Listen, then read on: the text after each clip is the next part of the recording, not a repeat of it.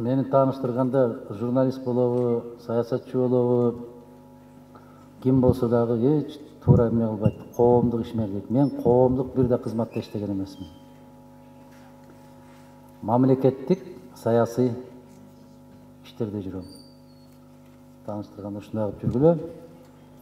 Коомдук ишмер деп бул профсоюзда иштесе, балары өстүргөндөр коомунда иштесе, же коен баккандар коомунда иштесең, ошондо коомдук иштер болот. Коомго кайдыгер эмес болгон иштер болсо, ошондо коомдук иштерге айланат. Бирөө дейт, керемет тоого чыгып, укмуш гүлдөрдү, керемет жаратылыштын рахатын көрүп түшөт дейт. Бирөө дейт, ошол жайлоодогу уй жылкылардын тезектерин көрүп түшөт дейт. Кеп кишиден. Эмнени көрөт? Кантип көрөт? Эмнени баалайт? Кеп ушунда. Ошол сыяктуу мен сиздерди карап отурганда, эмнени көрөсүз дегенде, биринчиден көзүңөрдү телмирип караганга үлгүрө элекмин. Экинчиден, өзү ушул жолугушалы, сүйлөшүп кетели деп келгениңиздердин өзү бул көкүрөгүңүздөрдө күйүп турган кандайдыр бир сезим. Ошол сезим адамдын көзүнө чыгат. Кайдыгер адамдын көзү дагы мындай бир бозоруп турат, андан пайда жок. Эгер кайсы бир жерге умтулуп бир нерсеге жетишебиз деп турган болсоңуздар, көзүңүздөрдөн бир жашоонун оту көрүнөт. Биринчи кезекте сиздин берген ушул сурооңузга мен айтам, келечекке умтулуудагы суроолорго жооп табабызбы деген суроо белгисин коюлуп турган көздөрдү көрүп турам.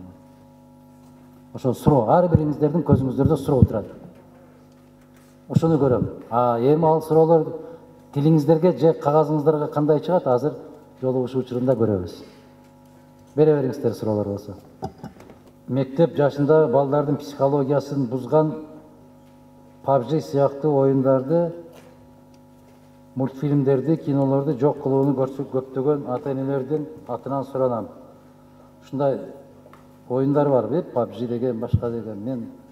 Мен чын айтайын сиздерге, 20 жылдан ашып калды, бир секундта бир телевизор андай дегенде карабагандыктан. Ошон үчүн сиздерден артта калып калган болсом кечирим сурайт. Социалдык тармактарга болсо такыр кирбейм. Бул кинолор эле эмес, башка дагы кыргыз телесинен алып салуучу, жалпы Кыргызстандагы теле массалык маалымат каражаттарынан алып салуучу маселелер өтө көп, аябай көп. Ал социалдык тармактарда дагы тиешелүү. Мына Бишкек шаарында, Ош шаарында карап көрсөңүздөр, кээ бир дубалдарга ар кандай жазууларды жазып кетип баратат. Мен түшүнчү эмесмин башта.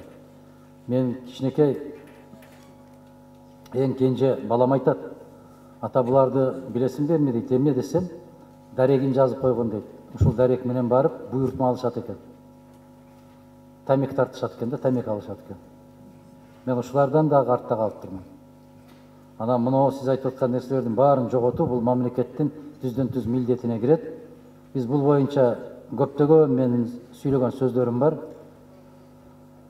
Мен пикириңизге кошулам. Оштогу Макаренко мектебинде 1-класстан баштап окуучулардын санын 55-60га чейин 1-класска киргизип, окутуу процессин талаптагыдай жүргүзүшпөйт.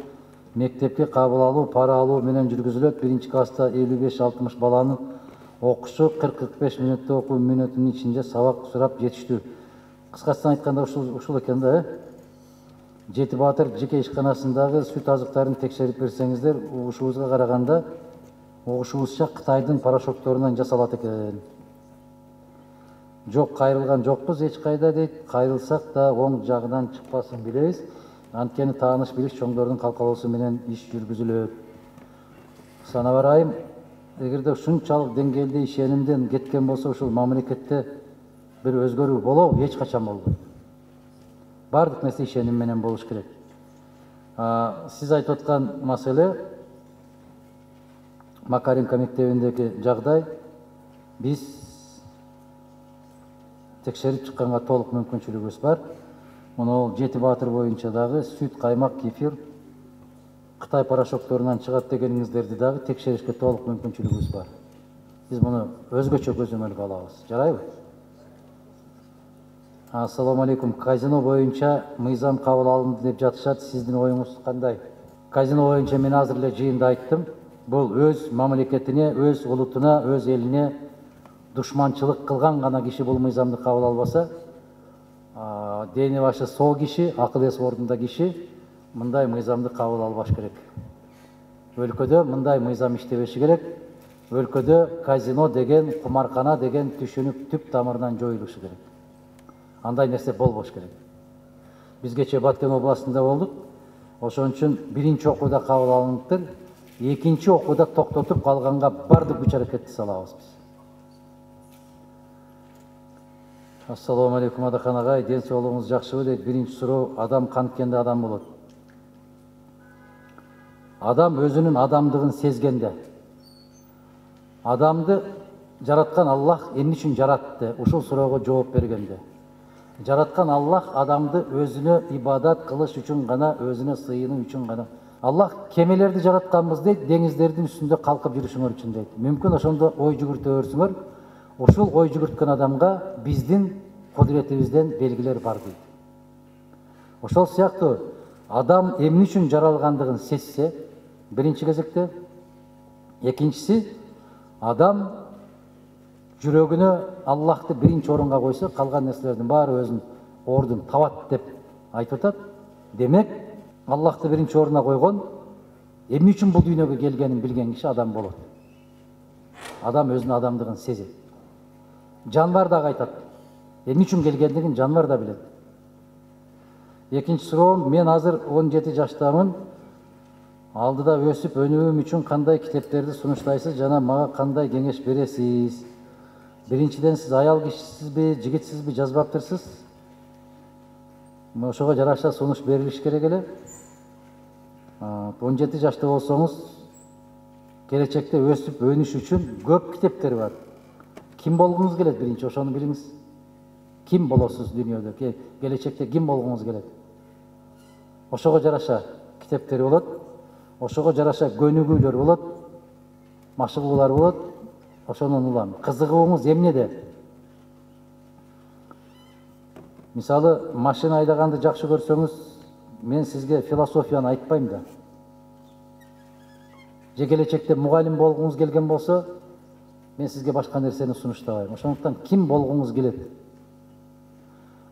Ким болгонуңузга карабастан, биринчи кезекте адам болоюн деген болсоңуз, анда китептер өтө көп. Аябай көп китептери бар. Ошонун ичинде биздин эле өзүбүздүн кыргыз жигиттердин китептери бар. Чубак ажынын китептери бар. Пайгамбарлар тарыхы деген дүйнөлүк классикага айланган китеп бар. Имам Азамдын китеби бар. Газалинин китептери бар. Саид Нурсинин китептери бар. Көп китептер. Бул Аалам деген китептер өтө көп. Ошон үчүн ким болушуңузга жараша карап тандап алсаңыз болот. Эмне үчүн эстерди мактай бересиз? Бересиз эмес, бересиз. Мактала турган болгондо өнүгүп кетиш керек эле го. Биринчиден, Исхак мырза, турсаңыз. Турсаңыз, Исхак мырза. Сизби? Канчага чыктыңыз? 18. Эстерди көргөн жоксуңуз да, туурабы? Ата-энеңиз дагы жашта, чоң ата, чоң эне барбы? Ошолордон сурасаңыз, менден да жакшы айтып берет. Керемет кылып айтып берет. СССРдин эмне үчүн мактап атасыз дейсиз. Мен СССРде окудум. Мен СССРде жашадым. Мен СССРде иштедим. Менин мүмкүнчүлүгүм бар. СССР менен бүгүнкү заманды салыштырганга абдан чоң мүмкүнчүлүгүм бар. Ошол сиздин жашыңызда мен Германияда элем. Мен Советтер армиянын катарында кызмат өтөдүм. Мен могу жерден алыс эмес Куршап деген айылдан болом. Германияга кызматка бардым. Солдаттар эң еңсеген старший сержант деген наамга чейин жеттим. Мен бошотулган комсомол уюмунун катчысы болдум. Мени 2 жыл бою аябагандай катуу машыктырды, үйрөттү. Жөнөкөй сарбоз балапан болуп барсам, зыңкыйган жигит кылып тарбиялап кайра үйгө жеткирип койду. Андан кийин бул жерден Россияга кетип, ал кезде Калинин шаары, азыр Тver шаары, мамлекеттик университетке барып тапшырдым. Мага СССР Мага СССР бекер жатакана берди. Бекер китептерди берди. Бекер көрпө төшөк шейшептерди берди. Ар жумада аларды жууп, үтүктөп, алып келип, көрпө төшөк шейшептеримди алмаштырып турду. Мага СССР айына 9 сом 80 тыйынга 30 күндүк ысык тамак берди. Студент ашканасынан. Талон берилет. Мени окутуп, ошондой жатакана берип, тамак аш берип атып, дагы да жөн калбастан мага 70 рубльдан стипендия төлөдү. 40 рубль стипендия эле, 70 рубль мага төлөдү. Эмнеге? Себеп жакшы окугандыгым үчүн. Жакшы жүрүштүрүш үчүн. Мага СССР ата-энем кандай камкордук көрсө, дал ошондой камкордук көрдү. Мени окутту, колума диплом берди, кайрадан үйүмө жеткирип койду. Азыр ошондой кыла аласыңарбы силер? Силер азыр Россияга барып эмес, Ошко келип, көрпө төшөк шейшеп берип, силерди окутпайт эч ким. Ата-энеңердин акчасын шыпырып алып келип, контрактка төлөп окуп атасыңар. Окуп бүткөндөн кийин мени жумушка жайгаштырабыз деп аракет кылды, мен болбой коюп Кыргызстанга кайтып келе бердим. Мага СССР эбегейсиз чоң тарбия, билим берди. Ошон үчүн жакшы көрөм. Мен мектепте окуп жүргөн кезде СССР келип тишимди текшерип турду. Тишим ооруп калган болсо, ошону даарылап, пломба коюп, даарылап кетип атты. Мага СССР кайда барам десем, ошол жака жиберип атты. Кайсы китепти окуйм десем, ошол китепти чыгарып берип атты. Москвадан чыккан журналды ошол менин Куршаптагы атамдын үйүнө келсин деп 3 сом 60 тыйын төлөп койсом, ай сайын ошол журналды үйүмө алып келип жеткирип берип атты. Эртең менен саат 8-де турсаң, ошол журнал үйдө турат. Бүгүн сиздин бир тууганыңыз да ал журналды алып келип берип, үйүңүзгө алып келип берип. Туурабы? Кантип жаман көрөм ушул өлкөнү, айткылачы. Кантип жаман көрөм. Мен ушул Кыргызстандан чыгып, Калининградка барамбы, Сибирге барамбы, Москвага барамбы, Питерге барамбы, кайсы жерге барсам, мени кош колдоп тосуп алып атты. Кантип жаман көрөм ушул өлкөнү, айткылачы. Мага СССР атам мугалим болгон, орто мектепте сабак берген, мугалим катарында көмүрүмдү берип атты, атамдын көмүрүн. Мугалим катарында электр энергиясын бекер кылып берип атты.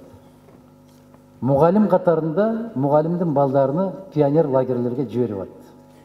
Эмнесин жаман көрөм, айткылачы.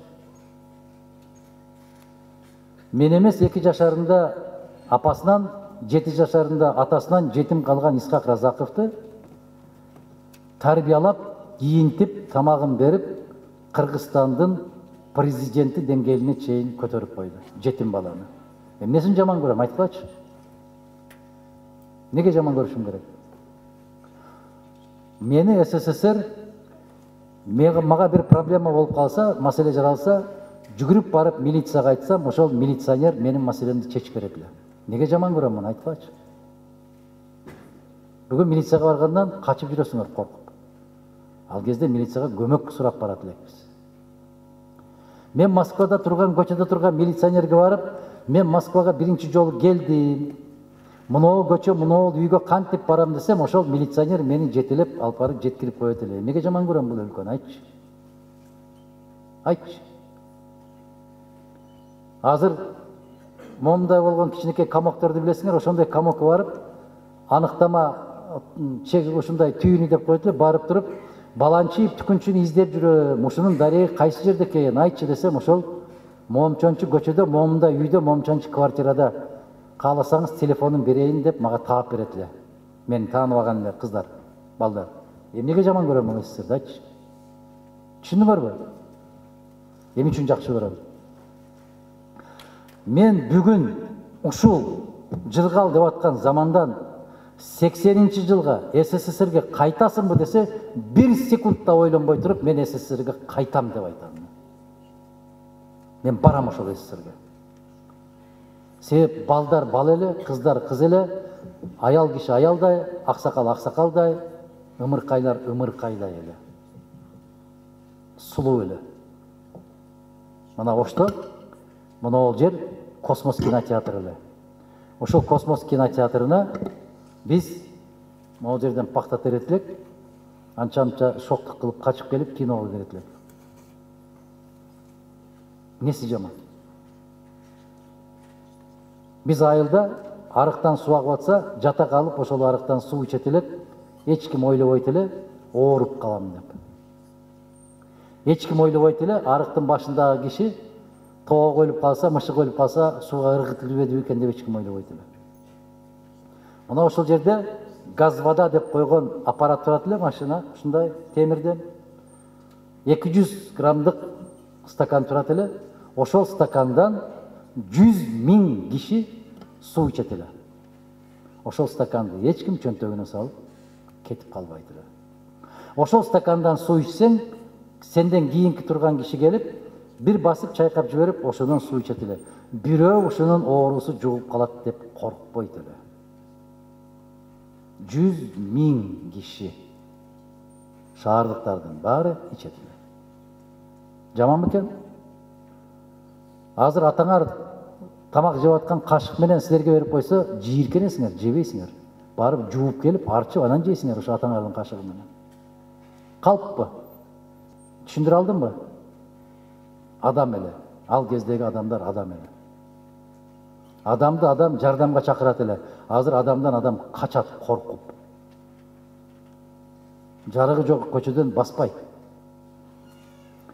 Биз ал кезде бирөөнүн нити чыга калабы деп коркот элек, азыр силер бирөө жарым чыга калабы деп адамдан качасыңар силер.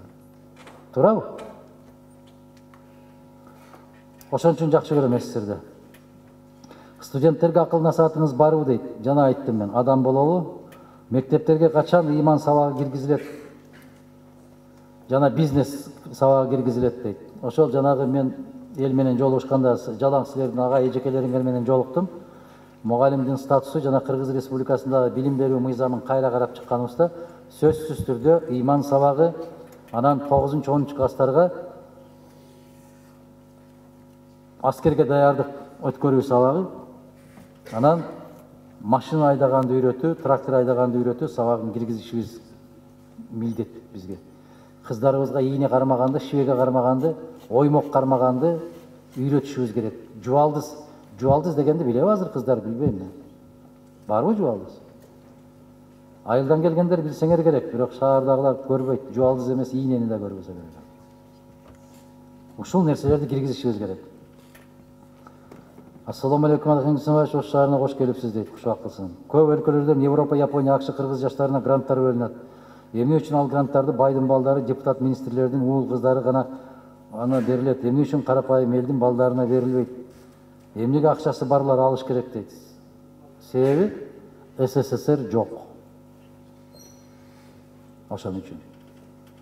СССРди ошон үчүн жакшы көрөм. Мен айылдагы мектептин мугалиминин баласы Россияга барсам, кош колдоп тосуп алат эле да. Мен президенттин же банкирдин баласы эмесмин да. Мен ошондой кылып тосуп алгандай, кандай дейсиңер?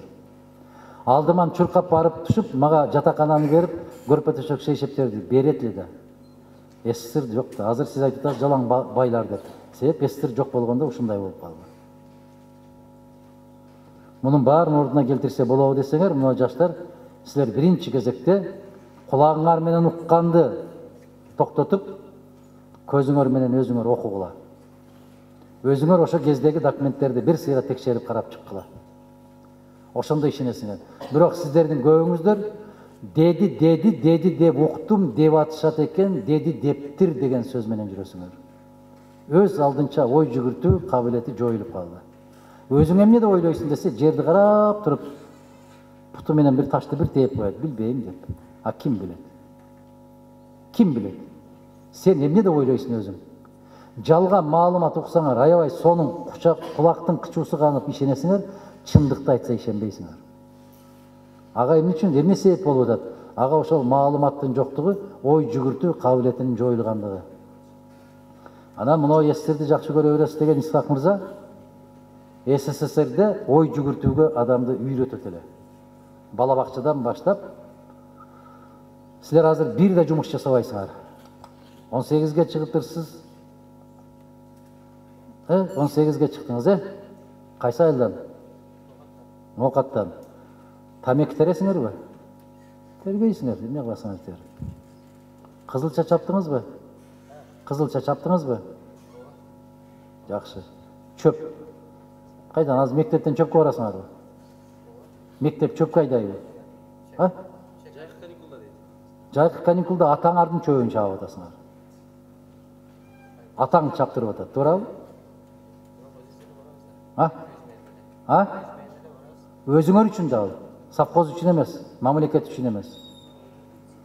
Биз мамлекет үчүн иштейт элек. Биз мамлекет үчүн пакта терет элек, мамлекет үчүн тамеки терет элек, мамлекет үчүн чөп чабат элек, мамлекет үчүн кой багат элек. Азыр антпейсиңер да силер. Туурабы? Ошон үчүн майып болуп калып атасыңар дегеним ошол. Жаштар майып болуп калып атасыңар. Ишке жөндөмү жок, ой жүгүртүү жок, чыңалуу жок, же аскерге барбайсыңар, же жакшылап чапкы чаппайсыңар, же кетмен чаппайсыңар. Эч нерсеге жөндөм жок болуп калды. Ошон үчүн кыргыз кыздары силерди көп жактырбай атат. Колунан эч нерсе келбейт дейт. Туура да.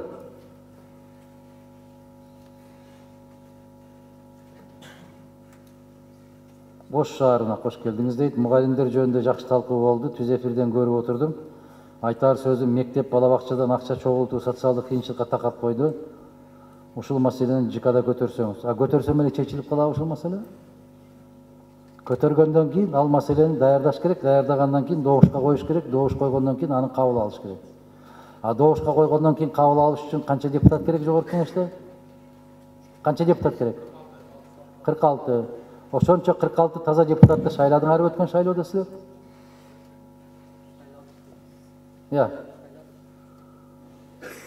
Шайласаңар каякта жүрөт алар?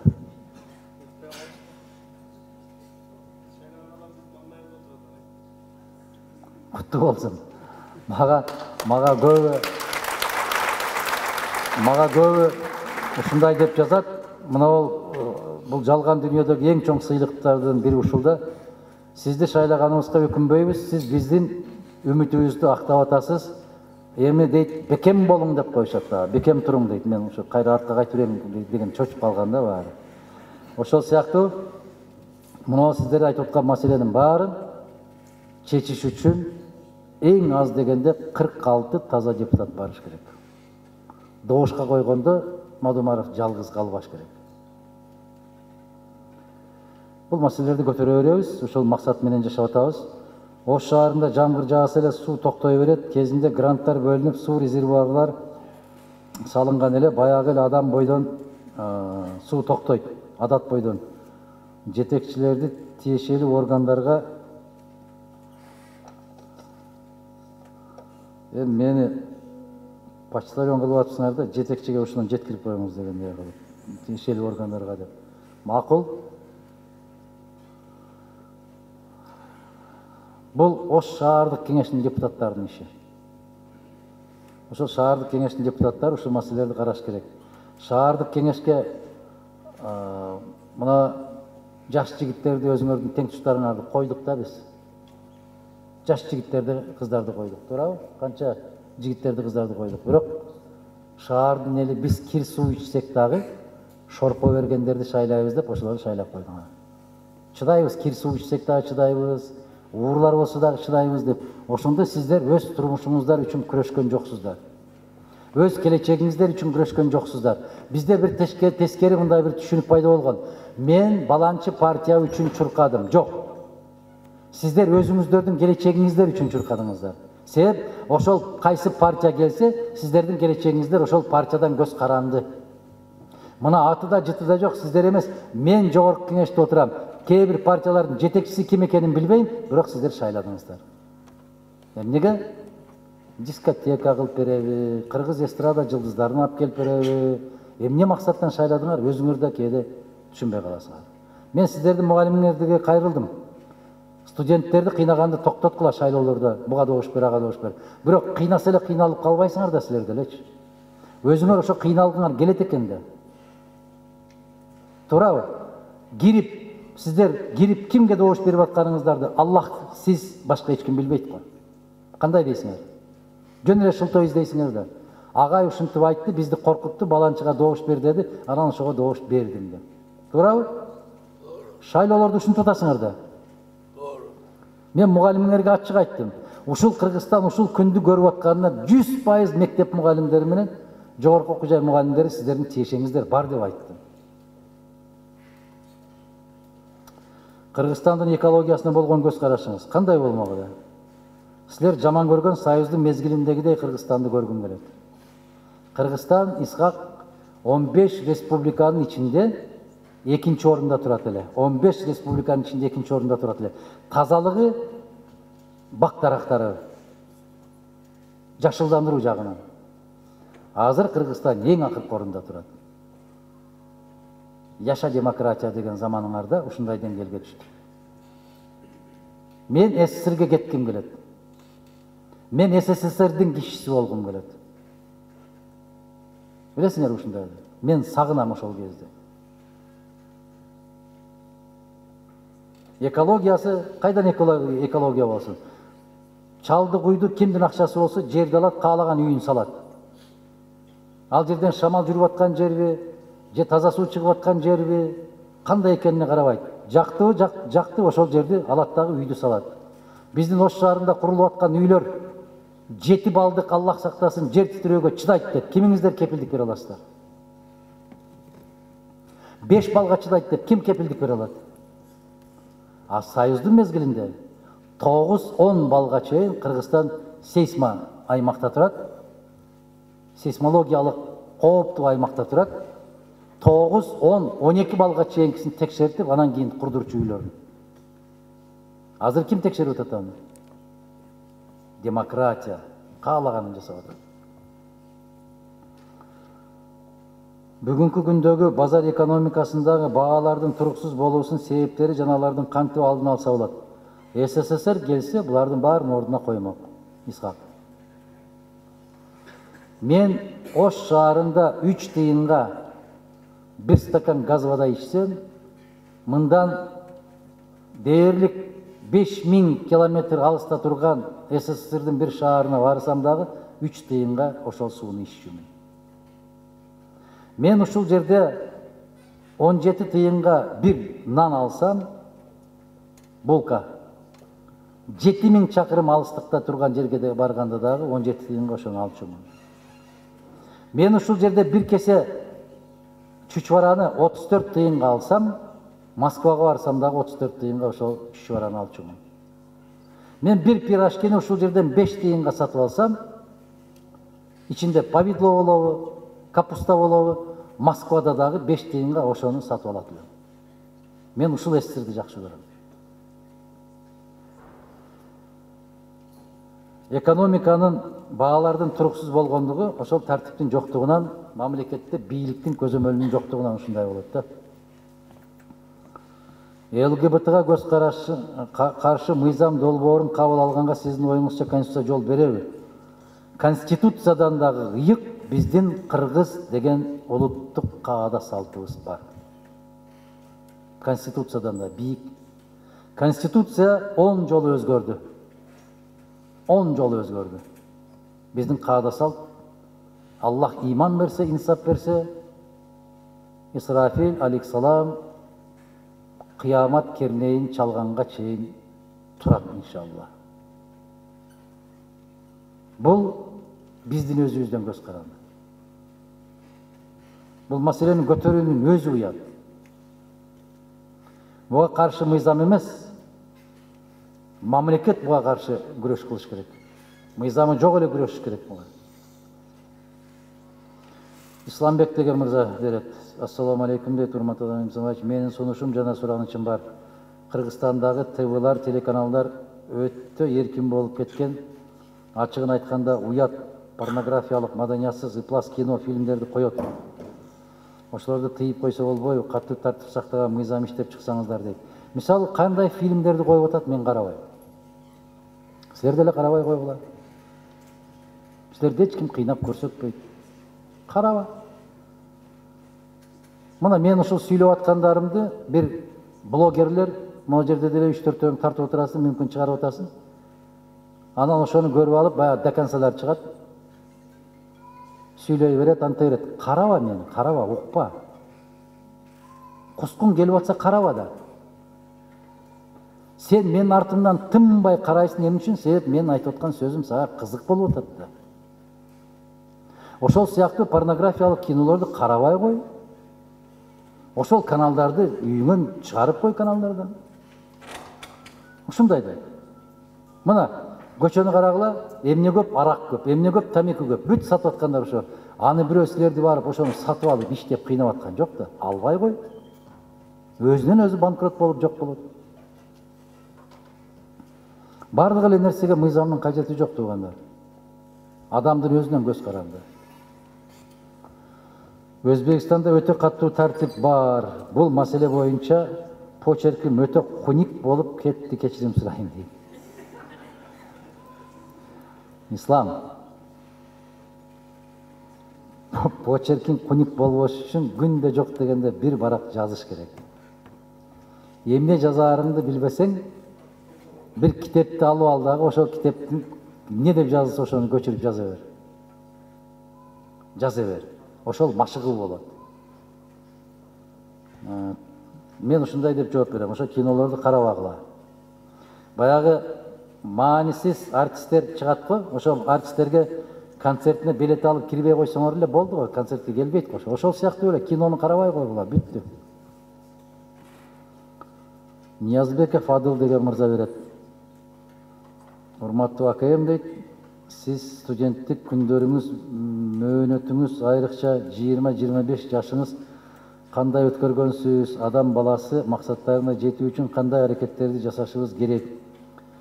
Экинчи суроом, лидер болуш үчүн кандай адам болуш керек? Жана чөйрөнү кантип тандаш керек? Чөйрөгө маани берүү зарылбы дейт. Студенттик күндөрдү кандай өткөрдүк биз?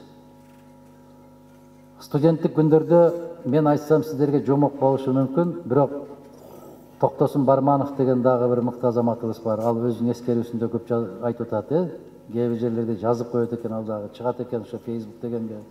Мен ушу Facebook'tu колдонушту да билбейт экенмин, бирдеме жазышты да билбейт экенмин. Ушу баягы 20-кылымда калыптанып калган кишимин.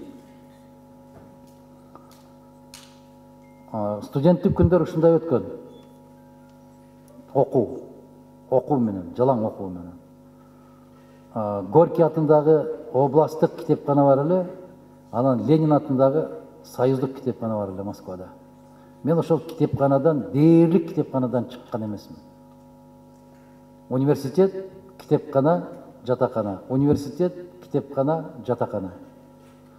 Мен жогорулатылган стипендия алганыма карабай, мамлекеттик маданият техникумун түндө кайтарат элем.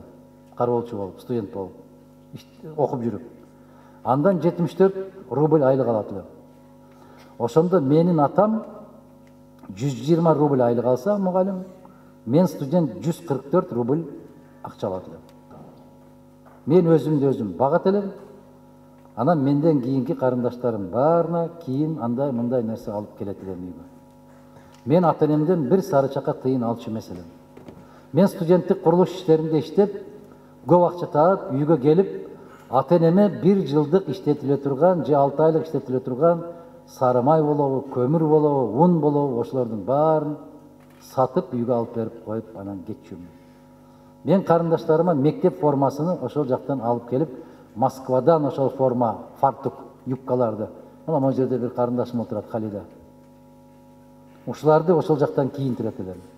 Мен ошол жактан Москвадан чыккан конфеттерди ушуларга алып келип берет элем.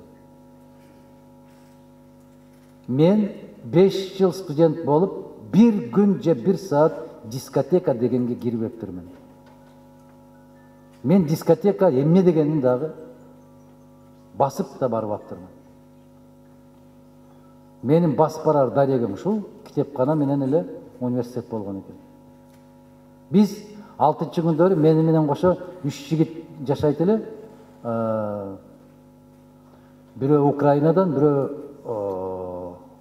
жаңылышпасам Калугадан болсо керек эле. Мына ошол 6-чы күндөрү темир жол вокзалына барып, тоннасыны 1 рубльдан жүк түшүрөт элек. Силерди азыр чынжыр менен байлап койсо дагы мен жасабайсыңар. Эч кимибиз бири-бирибизди текшерчү эмеспиз. Бул 5 тиын ашык алып койду, бул 15 тиын ашык алып кетти. Эч кимдин оюна да келчү эмес, ушул бизден 20 тиын алып кетет ушул жерден деп. Жок. Мына союз ушундай болгон. Исхак. Азыр. Ошол студент мезгилдеги эң адамдын адам болуп калыптануу мезгили ошол болот. Кандай багытты алсаңар, ошол бойдон багыттанасыңар. Лидер болуш үчүн эмне болуш керек дейсиз? Лидер болуш үчүн менимче чынчыл болуш керек. Туруктуу болуш керек. Мындай деген принцип бар го. Эч ким ишенбесе дагы чындыкты айт. Эч ким баалабаса дагы сооп иш кыл. Сен аны өзүң үчүн кыласың. Бирөө үчүн эмес. Сооп иш кылсаң, ал сен, сага пайда. Жамандык кылсаң, бирөөгө жамандык кыла албайсың, өзүңө кыласың. Себеп акыретте бар жообун сен бересиң. Чөйрөнү тандаш керекпи дейсиз? Сөзсүз түрдө тандаш керек. Чөйрө илгеркилер бекер айткан эмес. Досуң ким экенин көрсөтсөң, мен сенин ким экениңди айтам деп. Сен ким менен жүрөсүң, кандай кишилер менен жүрүп атасың, ошодон көп нерсе көз каранды. Бизде мусулманчылыкта айтат, аалымдар менен көп жүргөнгө аракет кылгыла, аалымдар менен дос болгонго аракет кылгыла. Анын ичинде дагы каары кишилер менен, каары дегенде жашын каары эмес, илимий каары, Куранды жатка жаттап алгандар менен көп достошкула дейт. Себеп ошол каарларга Курандын урматы менен 70 кишиге тозокто жатса, Аллах сактаган болсун, шафаатчы болуп 70 кишини чыгарышка мүмкүнчүлүк берилет экен. Ошондо сен эң жакын кишиң ошо киши болуп калган болсо, иншалла ошондой болсун. Ойгонгондо бул дүйнөдө кимди жакшы көрүп, ким менен жүргөн болсоң, ошону менен кошо ойгоносуң дейт. Акыретте. Арак ичкен, тамеки тарткан, бузукулук, баягы Исхак сен айтып аткан жанагы кинолорду көрүп аткандар менен жүрсөңөр, анда ошо кинолор менен жүрөсүңөр. Аалымдар менен жүрсөңөр, аалым болосуңар. Таза инсан менен жүрсөңөр, таза болосуңар. Ушул чөйрөнү сөзсүз караш керек. Мааниси өтө чоң. Себеп адам алсыз жаралган, адам сабырсыз жаралган. Адамды шайтан тынымсыз азгырып турат. А шайтан деген бул жалгыз эле көзгө көрүнгөн шайтандар бар, адам шайтандары бар. Бекер турбай, сен азгырып турат ошо. Тарта берсең, тартып көрсөң, тамекини. Моон ала бер, иче бер. Ушунча күнөө болгон болсо, күнөөңдү мен алайын, балекетин алабы күнөөсүн. Ал атасынын күнөөсүн да ала албайт, баласынын күнөөсүн да ала албайт. Ошон үчүн чөйрөнү тандагыла жигиттер, кыздар. Чөйрөңөрдү карагыла. Кыргыз тили боюнча ага мыйзамдын да кереги жок, башканын да кереги жок. Кыргыз өзү кыргыз болсо эле жетиштүү болмок да. Бирок тилекке каршы кыргыз боло албай атпайсыңбы? Айттым го, дүйнөнү өзгөрткүң келеби, өзүңдөн башта. Өзүң болчу кыргыз, айланайын. Кыргыз болчу биринчи кезекте. Кыргыз тили деп ушул чейрек кылымдан бери мен какшаганчалык бир киши какшабаса керек. Кыргыз тили деп какшагандан какшап эле келатам. Кезинде мен ушул улутчул деп жаман көрүп жазгандар да ошо кыргыз гезиттери болду да. Жок. Ошол улутчул деп жазгандар терең жаңылышат. Мен бардык улутту сүйөм. Эмне үчүн? Аллахтын буйругу ушул. Биз силерди ар кандай кылып жараттык дейт, бири-бириңерди таанып, сый урматта болушуңар үчүн дейт. Сен ал жака барганда, акыретке барганда кыргызсыңбы деп сурабайт. Сен өзбөксүңбү, тажиксиңби деп сурабайт. Кимсиң дейт. Китебиң ким дейт, китебиң эмне дейт, пайгамбарың ким дейт, диниң кайсы дейт. Бүттү. Бул куру намыстык, бул жалган дүйнөнүн намысчылдыгы гана. Эгерде кайсы бир улут башка бир улутту өзүнөн төмөн сезген болсо, бул Аллахка жек көрүнгөн инсан болот. Кыргыз тили кыргызга гана керек. Сен кыргыз бол, мен кыргыз болоюн, Исхак Разаков айткандай, кошунан кыргыз болсун, ошондо эле кыргыз тили пайда болот. Жок, ал мыйзам менен кармалбайт. Ким тыюу салат силерди кыргызча сүйлөгөнгө? Ким силерди кыйнап атат башка тилде сүйлөгөнгө? Өзүңөр. Анан жалаң орусча сүйлөйт дедиң, жигит орусча да сүйлөй албайт. Вот это вот, короче говоря, если что, давай. Башка не деген тилди билесиңер, айтып барчы. Өткөндө бирөө изилдөө жүргүзүптүр. Кыргыз жаштары бүгүн сөз байлыктары канчалык болду экен деп иликтөө жүргүзсө, силер бир күндө 50-60 гана сөздүн тегерегинде жүрө берет экенсиңер. Да ты чего деп коём. Прикинь. 50 сөздүн арасында жүрөт экенсиңер бир суткада. Бул өтө кооптуу коом болот экен. Мындай жеткиликтүү, маданияттуу, сабаттуу коомдо bir insan gününe çok degende 500'e çeyinki söz koldamış gerek ekan. Demek biz oşol normadan 10 есе tömen ekenmiz biz. Да ты чего деп койбойсуң ал? Вот прикинь.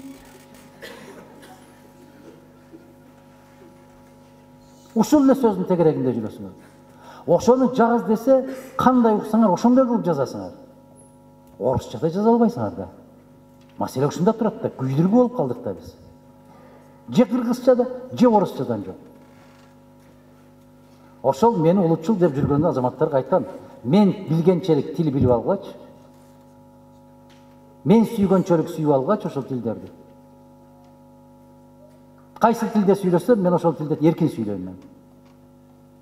Жаратканга чексиз шүгүр келтирем мен. Эч бир улуттун алдында кемсинип калбайм. Дал ошонун тилинде, ошондон дагы мыктыраак сүйлөгөнгө аракет кылам. Бул эмне деген керемет? Мыкты го ошол тилди билгениң. Ошондуктан кыргыз тилин биздин кыргыздар өзү гана көтөрбөсө, башка эч ким көтөрбөйт. Келиңиздер, пап, мам дегендерди токтотолу. Мам деп коесуңар го, келиштирип. Кыргызстан оғондорына телефон чалышат. Подружкамдын 18 жылдыгы менен 18 жашка чыгып атат. Ал курбу деген сөздү айтсаң бирдеме болосуң да. Неге айтпайсыңар ошону? Мамдын дейт. Мамдын. Эми уккула да кандай жазылат? Мамдын 45 жашы менен куттуктагым келип турат. Мамдын. Мен жаман көрүнөйүн, мейли. Бирок адам болгулачы, айланайын деп. Келгилечи. Баарыбыз биригип, бир силкинип, өтө сабаттуу кыргыз тилинде сүйлөсөң, ушундай сүйлө, уккан киши суктансын. Орус тилинде сүйлөсөң, ушундай сүйлө, уккан киши суктансын. Өзбек тилинде сүйлөйсүңбү, өзбөксүңбү, ушундай сүйлө, ап барекелди десин уккан киши. Тажикче сүйлөйсүң, каалаган ар бир улут өзүнүн тилинде мыкты керемет сүйлөмөйүндү, сүйлөгөндү үйрөнмөйүнчө башка тилди үйрөнүүгө тыюу салыш. Сен укугуң жок. Мен көпчүлүк учурда жаштарга айтам. Сыртка чыккылачы, чымчык дагы карлыгач сыяктуу сайрабайт, өз тилинде сайрайт. Чымчык. Мышык дагы үрбөйт, миолойт. Ит дагы миолобойт, үрөт. Айланайын жок дегенде кой менен эчки дагы өзүнчө маарайт го. Жалгыз кыргыз кайда жетелесең кете берет. Ашмалтайга чыгып, аталасы чыгып кеткен. Кай тилде сүйлөп атканын өзүң да байкабайсың. Не деп койдуң сен? Айтчы. Не деп сүйлөдүң? Ушуга маани бересиңерби өзүңөр? Мен кыргыз кыздарына кайрылып айткым келет да, кыздар, кыргыз тилин так сүйлөй албаган жигиттер менен сүйлөшпөй эле койгулачы. Силер токтотпосоңор башка токтобойт булар. Ушундай болгула.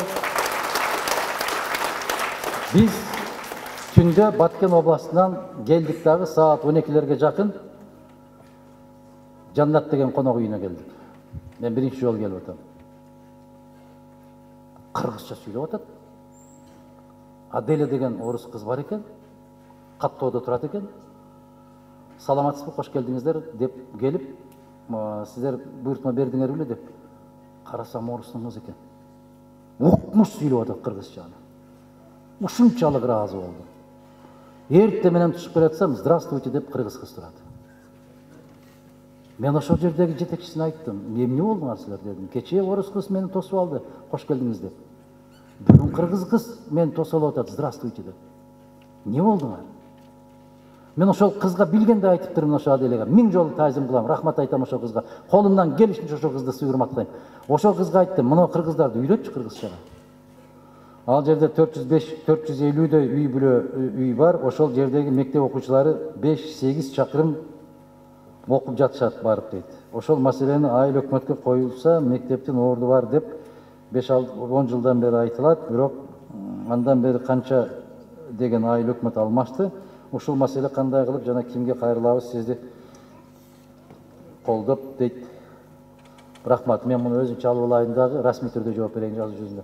Сиз эгер эме болбосо отура бериңиз, мында отуруп чалып алыппы ал жерде. Саламатсызбы дейт. Акыркы учурда кооперативдер тууралуу эл арасында көп талкуулар болуп жатат. Бирөөлөр мыйзам чийген десе, чийки десе, бирөөлөр туура эле деп иштейт. Кооперативдердин мыйзамдуулугу жөнүндө кайсы кооператив? Эмне болгон кооператив? Я. Бул жак ушул суроону мен бергем, толуктап коелучу суроону. Мамлекеттик органдар өздөрү ушундай болуп атат да, биз өзү негизи мен кооперативдин кызматкермин. Биз мыйзам негизинде иштелет. Бирок кээ бир орган журналисттер бар, мисалы мыйзам чийки деп чыгып атат, бирок Юстиция министрлиги мыйзам ордуна эле дейт. Мамлекеттик ишканалардын ортосунда талаш болуп атат да, ушул жөнүндө маалымат алайын дегем. Анан мыйзамдуулугу тууралуу кенен общий жилищный кооперативдер боюнча же керектүү кооперативдер боюнча. Ушул боюнча Баткенде дагы көп маселе көтөрүлдү. Ихсан деген ушундай бир кооператив түзүлгөн экен. Биз ал документтерди алып алдык. Расмий түрдө баардык жоопторду беребиз. Анан бул кооперативдер жөнүндөгү маалыматыбыз жок экен. Ошондой болуп калса, биз толугу менен беребиз. Саламатсызбы дейт, сиз үчүн улуулук же атактуулук маанилүүбү дейт. Мааниси жок алардын. Атактуулуктун дагы, улуулуктун дагы эч түк мааниси жок. Бактылуулук маанилүү. Бактылуу ким болот? Качан жүрөгү менен акылы бирдей иш жасаса, экөөнүн ою бир жерден чыкса, ошол адам бактылуу болот. Эгерде жүрөгү каалаганды акылы токтотсо, же акылы каалаганды жүрөгү токтотуп турса, бул жеткен бактысыздык. Бактылуулукту ар ким ар кандай түшүнөт, анын формуласы бирөө гана. Ушул дүйнөгө келгениңди билсең, акыретте жоопкерчилигиңди сезсең, жасап аткан иштериңдин бүтүндөй баары акыретке жардамчы болорун билсең, ушул бир дагы ишиң акыретте сага зыян келтирбесин билсең, ошонун өзү бактылуу. Калган нерсенин баары убактылуу. Бүтүндөй баары убактылуу. Ээлеп турган кызматың дагы убактылуу. Чөнтөгүңдөгү акчаң дагы убактылуу. Кучакташып күндө ушул ажыраша албаган досуң дагы убактылуу. Баары убактылуу. Алакандай кезинен тарбиялап өстүргөн ата-энең дагы убактылуу. Сенсиз жашай албайм деп алдап жүргөн жубайың дагы убактылуу. Сен өстүрүп аткан балдарың дагы убактылуу. Алар сенден көз каранды, эртең канатын кагып учуп кеткенден кийин сен өзүң каласың, ал дагы убактылуу. Түбөлүктүүлүк бир гана нерсе, ал акыреттеги жашоо. Монол дүйнөдөгү ар бир күн, ар бир саат акырет үчүн жашалыш керек. Ошонун өзү атактуулукту дагы жараткан Аллах айтат, ушундай күндөр келгенде биз айтабыз, сурайбыз. Кана дүнүйө мен бар үчүн турат деген падышалар кана дейт. Кана мен Кудаймын деген Намрут кайда? Кана фараондор кайда? Эч кимиси эч кимге жардам эмес, өзүнө да жардам тийбей калат дейт. Падышалар да өтөт. Амаркайым жазгандай, падыша бол, кайырчы бол, өлүм үчүн бирдей сенин катарың. Мына ол дүйнөдө бир нерсенин аркасынан кубушубуз керекпиз. Артымдагы жасап аткан ушул калган нерсенин баардыгы акыретиме зыяны тийбес экен деген коркунуч сезим менен жашасак, ошол атактуулуктун өз ушулу болот. Негизи өтө атактуу кишилер мүмкүн болушунча эч качан өзүн көрсөткөнгө аракет кылбайт. Бүгүн рахмат. Бүгүнкү учурда мотивациялык курстар, китептер, мотиваторлор өтө көбөйүүдө. Бир тарапта мотиваторлор өзүмчүлүккө үгүттөп мамлекеттин жумуштарын Азамат Баракелде Аблесов Мирлан деген жигит берип атат. Өтө туура. Мотиватор сен өзүңсүн. Өзүңдөн өткөн мотиватор жок. Эмне үчүн жаман иштерге кетип калып атабыз? Себеп мотиватор ачкөздүк болуп атат, напсы болуп атат. Мотиватор өзүң бол. Сен бирөө мондай лекция окуйт экен, анан ошо барып үйрөтөт экен, бактылуулуктун сырын ачат экен. Ошол бактылуулуктун сырын билсе, өзү бактылуу болуп албайбы? Жарыялар кетип бартат. Жолуңарды ачам. Өзүңдүн жолуңду ачып албайсыңбы? Эмне кылып тилемчилик кылып отурасың ана жерде? Байлыкка жол ачам дейт. Өзүң бай болуп албайсыңбы жолун билсең? Кандай дейсиң? Азыркы учурда акыркы жылдарда түрк идеологиясын сиңирип жаткан топтор дагы көбөйүүдө. Буларга пикириңиз кандай же түрк идеологиясына муктаждыгыбыз барбы дейт. Мен айттым го, биринчи кыргыз болчу сен. Ошондо эч кимге муктаж болбойсуң. Түшүнүп эмнеге ошо идеология деп атасыңар? Ошонун кинолорун көрүп атасыңар. Биз кыргыз студенттеринен сурадык, улуттук университеттеги студенттерден. Булар ким деп эч ким билбейт. Хүрем ким десең айтып берет. Мехримакты дагы билет. Баарын билишет. Мына ушул идеология деген ушул мамлекет көзөмөлгө алыш керек деп атасыңар. Мамлекет эмес, ар бир инсан өзүн өзү көзөмөлгө алса болот. Кыргыздын залкарлары жөнүндө китептер жокпу? Барго, окубайбызбы? Айткылачы ачык эле. Агай кош келиптирсе, сиздердин командага кантип кошулсак болот дейт. Кандай критерийдин негизинде кабыл аласыздар? О, жигиттер отурат. Келгиле, кабарлашкыла, кошулгула. Бизде бир гана критерий. Келечекке умтуласыңбы, кайдыгер эмессиңби, өз тагдырыңды өзүң жасаганга макулсуңбу, бүттү, кел. Ош шаарына дейт кош келипсиз, сизге чындын соолук, ийгилик, үй-бүлөлүк тынчтык каалайм. Менин суроом, өзүңүз жакшы билгендей, электр энергиясы, Кыргызстан электр энергиясы жылдан бери көп маселелер бар. Бири Азыркы учурда технологиянын өнүгүшүнө байланыштуу кээ бир өлкөлөр электр жылуулук энергияларын шамалдан жана күндөн алышат. Кудайга шүгүр, Кыргызстанда күн өстү, экологиялык көйгөйлөрдү чечмек чоң рахмат. Айнуру дейт. Абдан туура айтыптырсыз. Айта берген менен халба десең, оозда таттуу болбойт дегенден биз экөөбүз бири-бирибизди арманыбызга айта берет экенбиз көп. Ошол маселени жетер жерге жеткенден кийин Кудай кааласа карайбыз. Акжолбек уулу, Кыргызстанда 18-ге чыккан эр азаматтар армияга милдеттүү түрдө баруу боюнча мыйзамды кабыл алып коюңуздарчы. Кандай гана учур болбосун, жигит эр жүрөктүүлүгүн көргөзүш керек. Рахмат дейт. 18-ге чыккандардын баарын аскерге алганда ошончо адамды бага турган кыргыз аскер барбы? Ошончо аскердин баардыгын жаткыра турган казарма барбы? Баары бири-бирине байланышкан жигиттер, ошон үчүн ала албайт. Бирок айтып аткан маселеңиз өтө туура, башка бир жагдайларын карашыңыз керек. Окуу жайдагы контракттын абалын карап берсеңиз, жылдан жылга кымбаттап барат. Былтыры 18.500 болсо, быйыл 21.500 төлөдүк. Жамшитбек кызы Айсулуу дейт. Жана мугалимдер менен болгон жолугушууну көрсөңүздөр, биздин программаны айтып бердик, ошонун ичинде бар, кайталабайм, убакыт аябай тар болуп атат. Мен сизди аябай сыйлайм, суроом жок, үй бүлөңүз менен тынч аман болуңуз. Менин атам жалаң гана сиздин видеолоруңузду көрөт.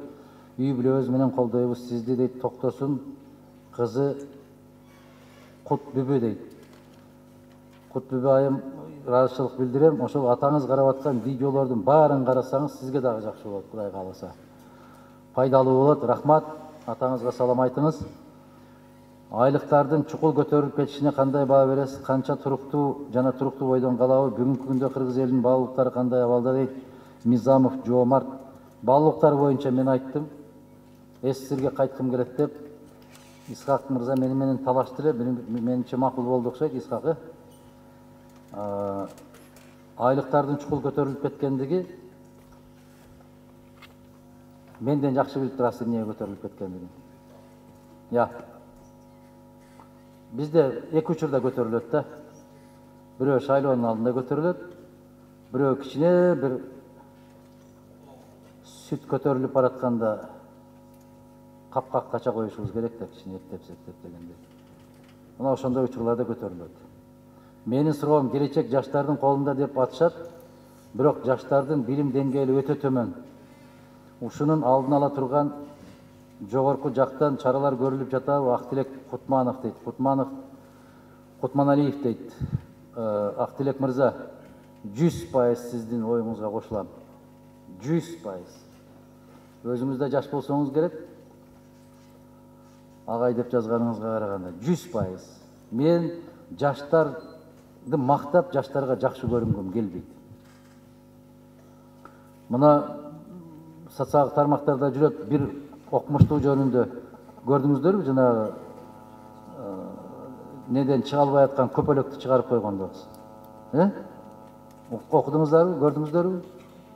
Бир көпөлөк аябай кыйналып чыга албай атат да, ийинип, ычкынып, ошол жанакы куурчак болот да биринчи. Ошол куурчактагы кийиминен чыга албай атат да. Ошол мугалим өтүп баратып, окумуштуу боор ооруп, ошо аябай карап отуруптур да, өтө кыйналат экен да, көпөлөк жанагы кийиминен чыгып кетиш үчүн. Өтө кыйналып атканда ошого жардам берейинчи деп кичине жанакы лезвие менен кийимин тилип койгон экен да. Ошону менен көпөлөктү майып кылып коюптур. Кантип майып болуп калат экен? Себеп жараткан ушундай кылып жаратат, ар бир нерсенин аркасында хикмат бар дейт. Ошонун кыйналып, жанагындай кыйналып, кысталып чыгып атканда, аябай кыйналып атканда, ошонун канатындагы кан тамырларга кан жүгүрөт экен.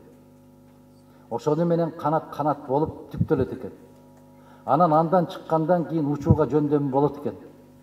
А жөнөкөй эле жеңил чыгып калган канаттын тамырына кан жүгүрбөй калат экен да, ал канаттар шал болуп калат экен.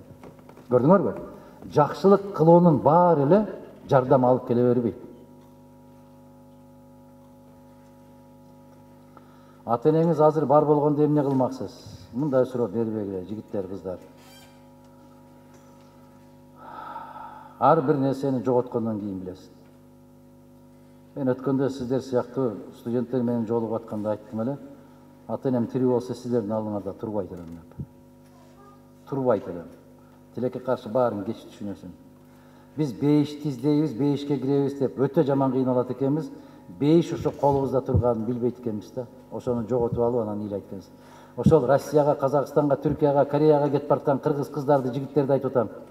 Ал жерден алтын таап келгениң жерге кирсин, ата-энеңдин алдында болчу деп атам.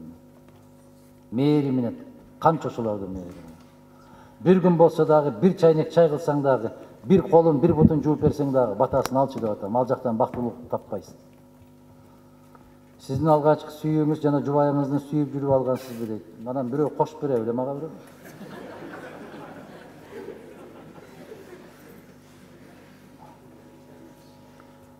Тайырбеков Тилек Мирланович дейт, 19 жаш.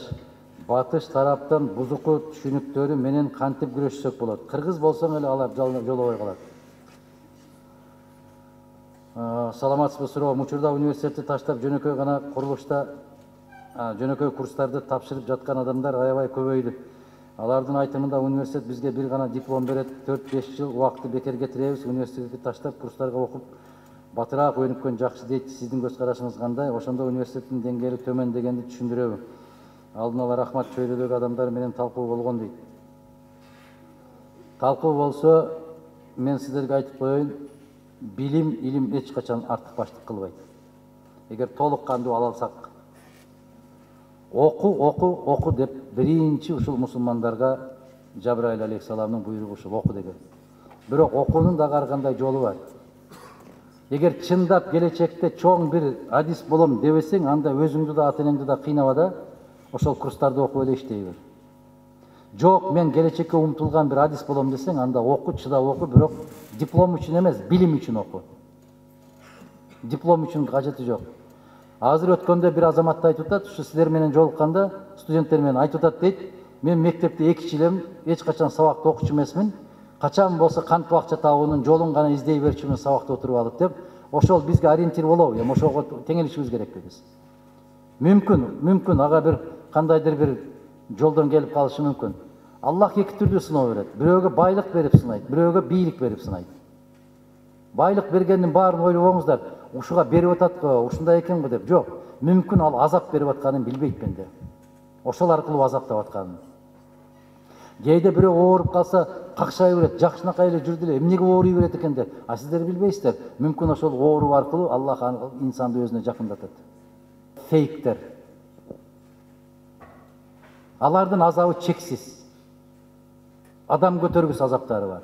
Мейли, биздин атыбыздан, биздин аркабыздан биз себепчи болуп, нан таап, арам болсо дагы нан таап жеп аткан болсо, анын дагы азабы жакын. Бирок тилекке каршы түшүнбөйт алар. Жараткан бекер айтпайт, жигиттер, кыздар. Монол дүйнөдөгү акыретке зыяндуу иштердин баарын бул дүйнөдөгү адашкандар үчүн ал иштерин кооз кылып көрсөтүп койгонбуз дейт. Ошол кооз. Дискотеканы карасаңар кооз. Түнкү клубтарды карасаңар кооз.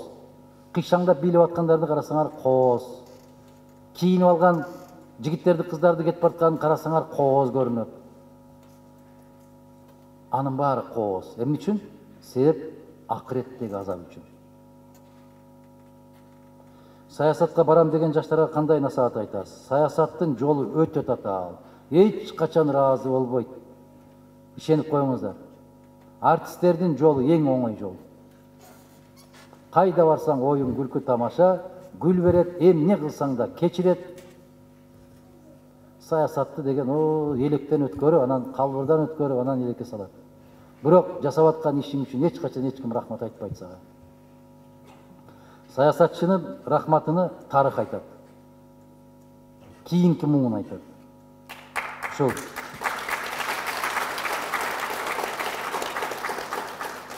Саясатка барам деген кишилерге мен ушунтип айта аламын. Жалаң аяк бөтөлкөлөрдү талкалап алып, ошол жалаң аяк ошол бөтөлкөлөрдүн үстүнөн баскын келеби? Же чоктун үстүндө жалаң аяк баскын келеби? Бар ошондо. А эгер саясатка барып, көптөгөн жанакы отурган депутаттардай, министрлердей болуп эле көптүн катарында отуруп акча жасайм деген болсоң, анда акыреттеги азабыңды өзүң сатып алган болосуң.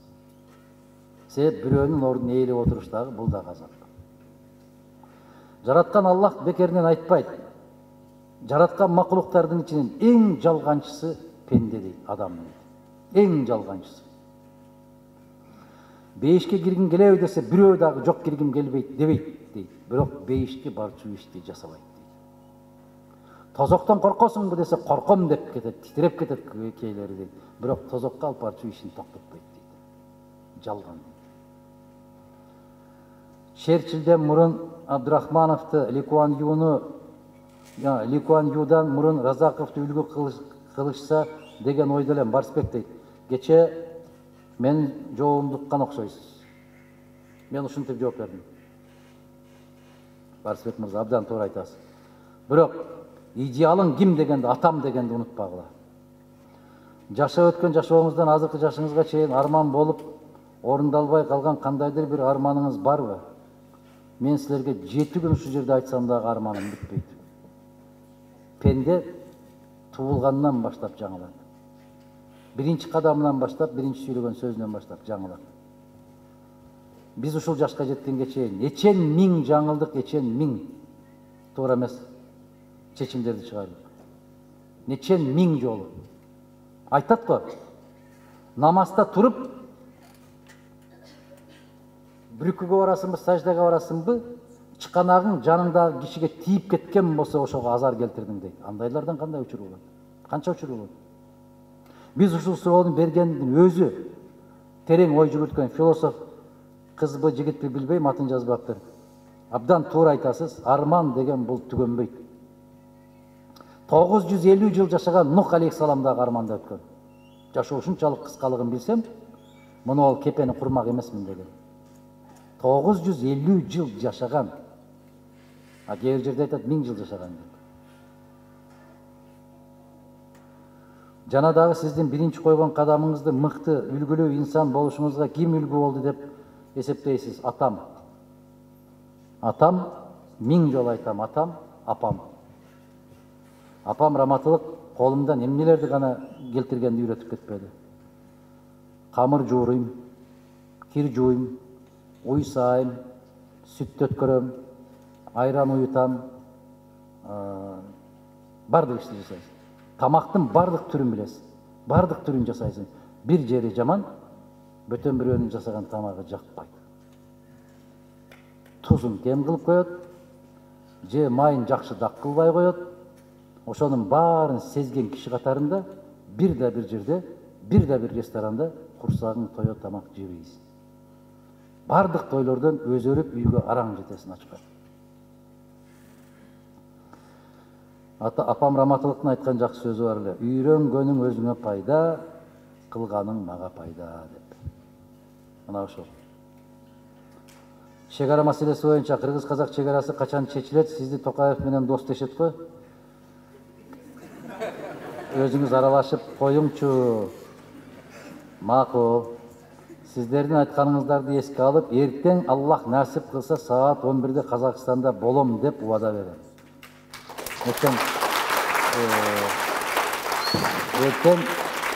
Эртең көрөсүздөр. Биздин комитет таң эртең менен Кордайга чыгып кетет. Кордайда Казак парламентинин эл аралык комитетинин депутаттары келет. Биздин жеке демилге менен, бүтүн Кыргызстан фракциясынын демилгеси менен Казак-Кыргыз чегарасында Казак-Кыргыз депутаттарынын жыйынын өткөрөлү деген демилгени сиздер уккан болсоңуздар керек. Мен көтөргөмүн, эртең Кудай кааласа бул маселени талкуулайбыз. Келечекте кандай элестетесиз? Кандай жакшы нерселерди сиздерден үмүттөнсөк болот? Келечекти мен силерден элестетем. Бирок коркуп кетем элестеткенде. Чынын айтайын, аябай катуу корком. Келечекте силерден дарыгер чыгат, келечекте силерден сот чыгат, келечекте силерден прокурор чыгат, келечекте мугалим чыгат. Кандай деңгээлде кийинки муңду окутасыңар, кандай дарылайсыңар, кантип сот чечимин чыгарасыңар? Корком, чынын айтам, корком. Корком. Алдыдагы максатыңыз жөнүндө айтып өтүңүзчү дейт. 2 сааттан бери сайрадым муну. Ассаламу алейкум, мен педагогика факультетинде окуйм. Азыркы учурда 2-чи курсмун. Жакында госпрактикага айылга чыкканмын. Аксы районуна ал мектептин директору менен жолугуумду чечимимди айтты. Жолугуумду чечүүмдү айтты, чечимимди. Хиджаб Куранында келген, бизге Аллах тарабынан берилген парз. А бирок жоолукту чечсем, жоолугумду чечүүмдү дейт. Айтты. А бирок жоолукту чечпесем практика өтө албашымды айтты. Ошондо биз келечекте иштей алабызбы? Укугубузду кантип сактайбыз? Азалия Райымбекова дейт. Ошол директордун өзүн текшериш керек да. Хиджаб дегенде силер кайсы хиджабты айтып атасыңар? Тургулачы, бирөө барбы хиджабта? Хиджаб кийген бирөө барбы? Эмнен айтып атасыңар хиджаб деп? Хиджаб силердики кыздар? Силердики хиджаб деп аталабы? Анда эмнеси жаман экен? Директорго эмнеңе жакпай атат? Мен жана мугалимдер менен жолукканда айттым.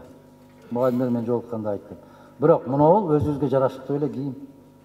Бул илгери кийинип жүргөндө кийим. Муну хиджаб деп. Эч кандай маселеси жок. Керемет көрүнөт.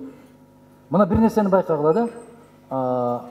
Башка диндерде сакал коюп алган болсо, какой же он богобоязненный дейт. Мына католиктерди караңыздар, кыздардын. Бүтүн бардык жери жабык, бардык жерин жапса, көзүңө ушундай укмуш көрүнүп кетет. Туурабы? Карагыла католиктер кандай кийинишет кыздары.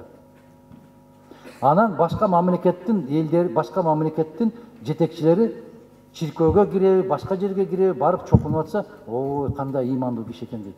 А бизден мечитке кирип баратканын көрсө эле чопчуп эле турат да, ушундай учук чыгып эле бул динчил турбайбы эле. Бул өксүктүк баягы комплексный полноценности деген. Өзүнүкүн көрө албайт. Ушундай улутпуз тилекке каршы. Эгерде Азалия айым барсызбы? Ушул жерде болсоңуз, Азалия айым, эгерде сизди дагы бир жолу ошондой дей турган болсо, түз жогорку кеңеш Мадумаровго деп жазыңыз. Сүйлөшпүк. Рахмат. Аллах келечегиңизди берсин. Жаштар окуу жайларда билим алалы деп жүрүшөт, айрыкча мугалимдик кесипте окуган студенттерге кээ эже агайлар, силер келечектеги педагог болосуң, ошон үчүн мектепке барганда же жумушка кирип иштегенде балдарды урбагыла, кол көтөрбөгүлө деп акыл насаатын айтышат. Бирок практика учурунда мектептерде окуткан эжекелер болор болбос эле окуучуларга кол көтөрүшөт. Биз практикада кээ мугалимдер окуучуларга кол көтөрүшкөнүн көрүп билип эле жатабыз. Окуучуга кол көтөргөн мугалимди мугалим деп эсептейсизби? Эсептейм. Өтө эсептейм. Ошол кол көтөрүүгө татыктуу болгон окуучу болгон болсо, мугалимди атаң, энеңди кандай көрсөң андан да бийигирээк көрө бер. Сага ал устаз. Устаз не кылса, шакирти өзү билет. Анан бале болбодубу азыр? Кичине көкүрөгүнөн түртүп койсо эле сотко берип, баланын укугун коргогула деп. Биз койгула кыргыздар. Койгула айнанайын да. Кой айнанайын. Кой жерге түш. Кой бир эле баягы эле ата бабаңдын салты боюнча. Көчөдө өтүп баратканыңда кошунаңдан бирөө туура эмес иш кылып койсо, жаагыңа бир чабат эле үйгө барып айткандан коркот элекпиз. Туура чапты да себеп. Ошон үчүн адам болдук да. Биз жаштар сиздин адилеттүүлүк, чындыкты чыркыратып айтканыңызды чоң үлгү алабыз. Аллахым сизден ыраазы болсун. Өзгөндүктөр сиз менен сыймыктанабыз. Сизде инсан миңден бирөө ушуларды таштап кетейин. Азыркы учурда окуп жаткан китебиңизди. Бир учурда мен 3-4 китеп окуйм. Машинамда башка китеп болот, жумуш кабинетинде башка китеп, тамак ичип аткан жеримде башка китеп, уктап аткан жеримде башка китеп. Кайсынысын айтайын? Төртөөнү тең айтсаң, жаткан жериңде Саид Нурсинин 4-үнчү китеби. Керемет. Ошол кийинки муунга жазган ушуну. Как раз ошого кайрылган. Иш бөлмөмдө могу жерде Айпери деген жардамчым турат. 7-8 китеп турат. Мына ушул жардамчы кызыбызга дагы жакында айттым мен.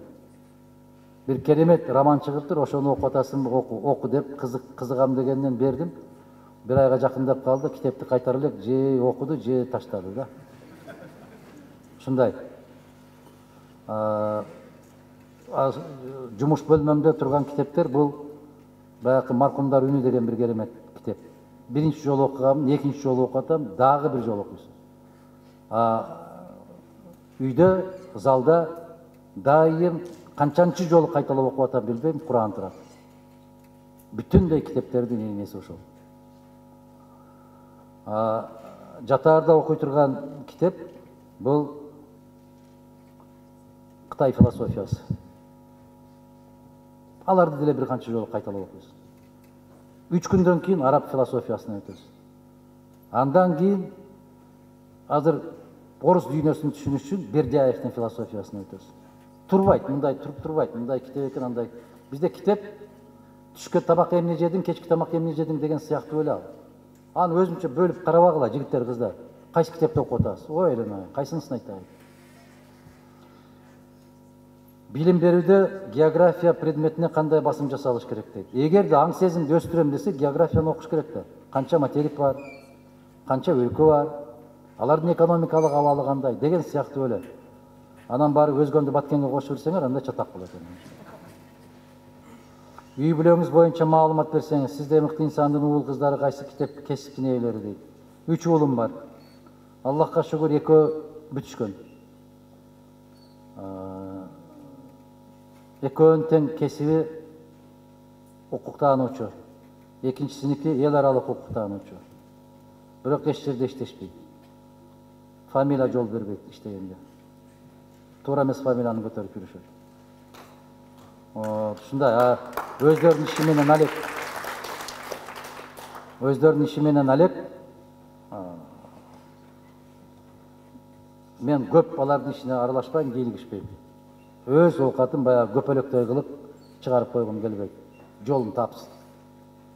Адам болсо болду мага, ким болсо ошол болсун, адам болсо болду. Өмүрбек мырза деп атат, Кыргызстанда кичинекей алакандай өнүксөк деле мындан ары артта калбай дейт. Келечекте болгум келет, мен дагы саясатчы Мадумаров Адахандай. Рахмат. Саламатсызбы ага, мен сабаттуу өнүккөн өлкөлөрдүн катарына кирген жумуш орундарын аздыгына мекендештери чет жакка чыгып, кыйналбаган коррупциясыз билимдүү жаштар дейт. Сиз Кыргызстан 5 жылдан кийинки өнүгүшүн кантип элестетесиз? Чоң рахмат. Ачык калыс маалымат деген сайт бар. АКМ Пресс деген. Ошону карасаңыздар, мен 20 жыл баштагы сүйлөгөн сөздөрүм бар. Келечекти кандай элестеткенимди ошону караңыздар. Бүгүн айтсам жомок болуп калышы мүмкүн. Мен 20 жыл баштагы айткан сөзүмдү караңыздар, бүгүнкү менен салыштырыңыздар. Мадумаровдун айткан ошондой келиптирби, келбептирби, таразага салыңыздар, өздөрүңүздөр баалаңыздар. 5 жыл баштагы айткан сөзүм бар, 2 жыл баштагы, 3 жыл баштагы. Мына кээде кыргыздар кезинде урду соктуга алып калат дагы, Зеленский жөнүндө соңку эле жазган эмес. Мадумаровдун көзү ачыкпы дегендей. Көз ачык эмес, Аллах сактасын. Бирок саясатчы мурдунун учун эмес, 5 жыл, 10 жыл, 15 жылдан кийин эмне болушун билиш керек. Анан саясатчы бол. Анан бир базар куруп алып эле саясатчымын деп жогорку кеңешке барба. Зеленский келди кандай дейсиз дегенде, Зеленский Украинанын шоруна келди деп айткам мен 18-19 жыл. Көрдүңүздөрбү? Мен урду соктуга алган. Жаш жигит келсе көрө албай атат. Көрө албагандай мен ага күндөшмүнбү? Ким бул? Не деген түшүнүк бул? Көрө албай атат. Мына 3 жылдан кийин далилдеди, Украина СССРде Россиядан кийинки эң күчтүү өлкөлөр, эң өнүккөн өлкөлөр, эң баягы өндүрүшү керемет өлкөлөр, азыр 50 миллионго жакын калкы бар өлкө жок болду. Бул шор эмне? Оонда СССРден 3 өлкө мүчөлөр. СССР, Белоруссия, Украина. Оонда союздун мезгилинде. Мына ушул өлкө жок болду. Жок, бүттү. Мына 8 областы бүтүндөй карамагынан чыгып кетти. Не болду? Эң бай, эң гүлдөгөн өлкөлөр жок. Таш талканы чыкты. Талкаланган Ирактан өтүп кетти. Ошол бир кишинин, бир жигиттин кесепетинен. Тарыхтагы личносттун, жеке инсандын орду деген, роль личности в истории деген түшүнүк бар. Жеке инсан же коомду бактылуу кылат, же жеке инсан ошол коомду шордуу кылат. Саламатсызбы дейт Ордол башчыларына кош келипсиз. Суроом, азыркы учурда баарыбыз билебиз, социалдык тармактарда туура эмес же жалган маалыматтар таралып, провокацияга алдырып, же азыр өсүп келе жаткан жаш муундардын психикасы бузулууда дейт. Ошондой социалдык баракчаларды мамлекеттердин чектөөгө киргизсе болобу дейт. Болот. Муну киргизишибиз керек. Азыр эми бийлик өзү ошондой жалган маалыматтар менен алек болуп аткандан кийин кантип үлгүрөбүз? Айттым го жана, добуш берсең эле жалгыз каласың. Эгерде мүмкүнчүлүк болуп калса, кайсы улуу инсандар менен баарлашмаксыз? Баары менен. Мага улуу инсан баары. Мисалы, 80-90догу айылдагы бир аксакал бар. Аттын сырын мыкты билет. Баарлашкым келет. Бирөө бар, куштун сырын мыкты билет. Аны менен баарлашкым келет. Бирөө бар, шалыны мыкты эгет, мыкты өстүрөт. Аны менен баарлашкым келет. Разаков боюнча көп айтасыз, үлгү тутасыз, ал кишинин кайсы сапатын жогору баалайсыз? Мен эмес, СССРде, Москвада ушундай баа бериптир, кече музейинде жазылып турат. Бул инсанда өзгөчө мекен сүйүү сезими, өтө сабаттуулугу жана инсанда жок маданияттуу кичпейилдиги деп мүнөздөмө бериптир Москвадан ушул инсанга. Мен ошол сапаттарын жактырам. Ошол киши 5 тилде бирдей сүйлөгөн. Орусча сүйлөсө, орустардын өзү таң калган. Өзбекче сүйлөсө, өзбектердин таң калган. Тажикче сүйлөсө, мына Лев Толстой менен Гогольдун чыгармаларын орусчадан өзбекчеге которгон киши ал. Өзбекстанда билим берүү министри болгон киши. Элестетпейсиздерби? 27 жашында Өзбекстанда пландоо кызматынын жетекчиси болуп отурат. 31 жашында Өзбекстанда 3-чү киши болуп отурат. Борбордук комитеттин катчысы болуп. Караңыздар. 35 жашында Кыргызстанга келип отат. Өкмөт башчысы болуп. Карагыла, 40 жашында биринчи катчы болуп дайындалып отат. 45-жылы бүт баары талкаланган мезгилде Бул киши өтө чебер болгон, чечен болгон, оратор болгон. Немис тилинде да сүйлөгөн. 2 жашында энесинен, 7 жашында атасынан жетим калып тоголок өскөн. Мына ушундай исламды тарбиялаган СССР болгон Исхак.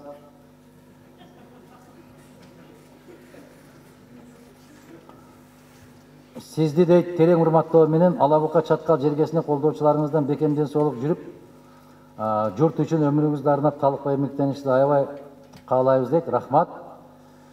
Жакыпов Умар мырза, орус тили акыркы учурда өсүп, кыргыз тили чөгүп баратат. Ага ким күнөөлүү? Ким күнөөлүү? Бай эле сүйлөштүк, кайра кайтылбайлы. СССР менен Европанын айырмасы оюңузду калы дейт.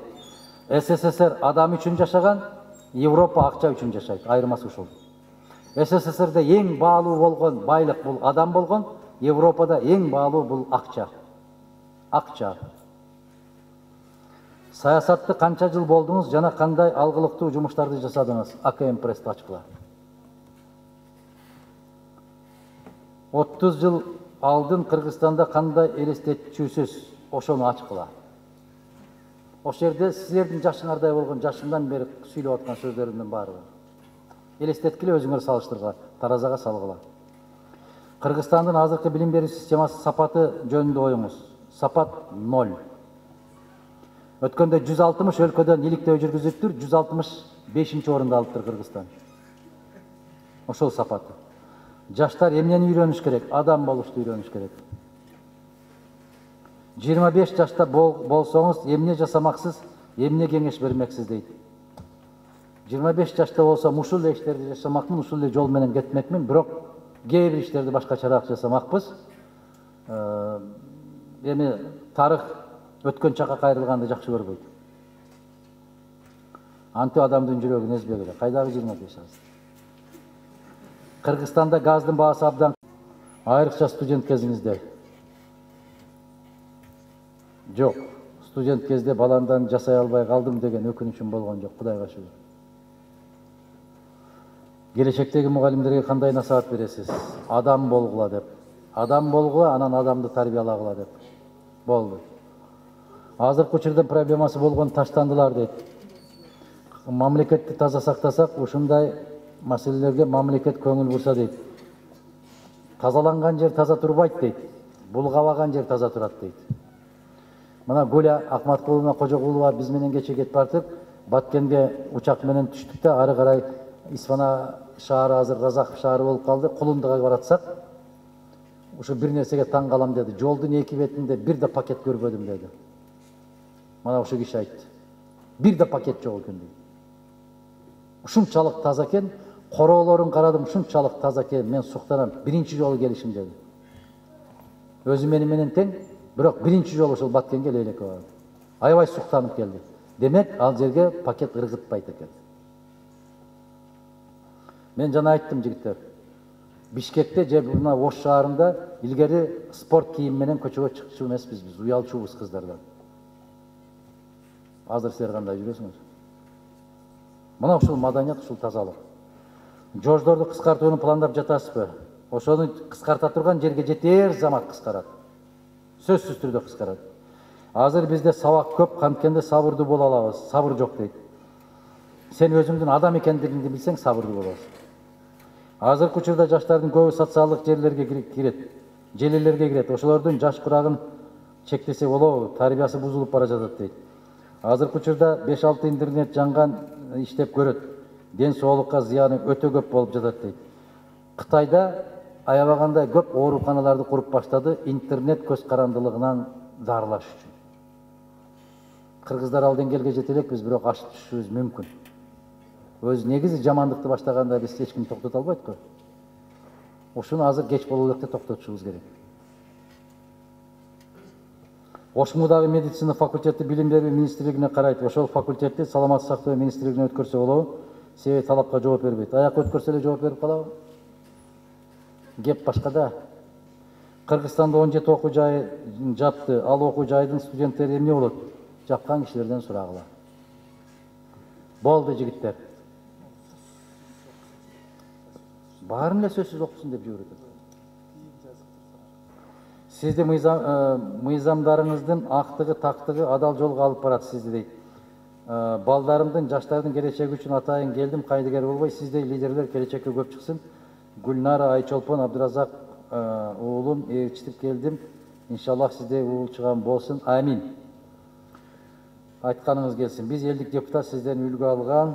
Алай районынан Гүлнара Маматжанова. Азырқы жаштар біраз шашып, ақшаға алмаштырып атады авирлерін дейді.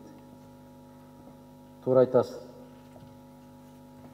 Жаштар емес, министрлер деле авирин ақшаға алмаштырып атады. Бәрі алмаштырып қалды Қырғызстан. Қайсы сөз сөздегі? Сіздің қолдаушыңыз жана сізді почти идеал тұтқан инсан қатары. Шул жері жақсы екен. Почти.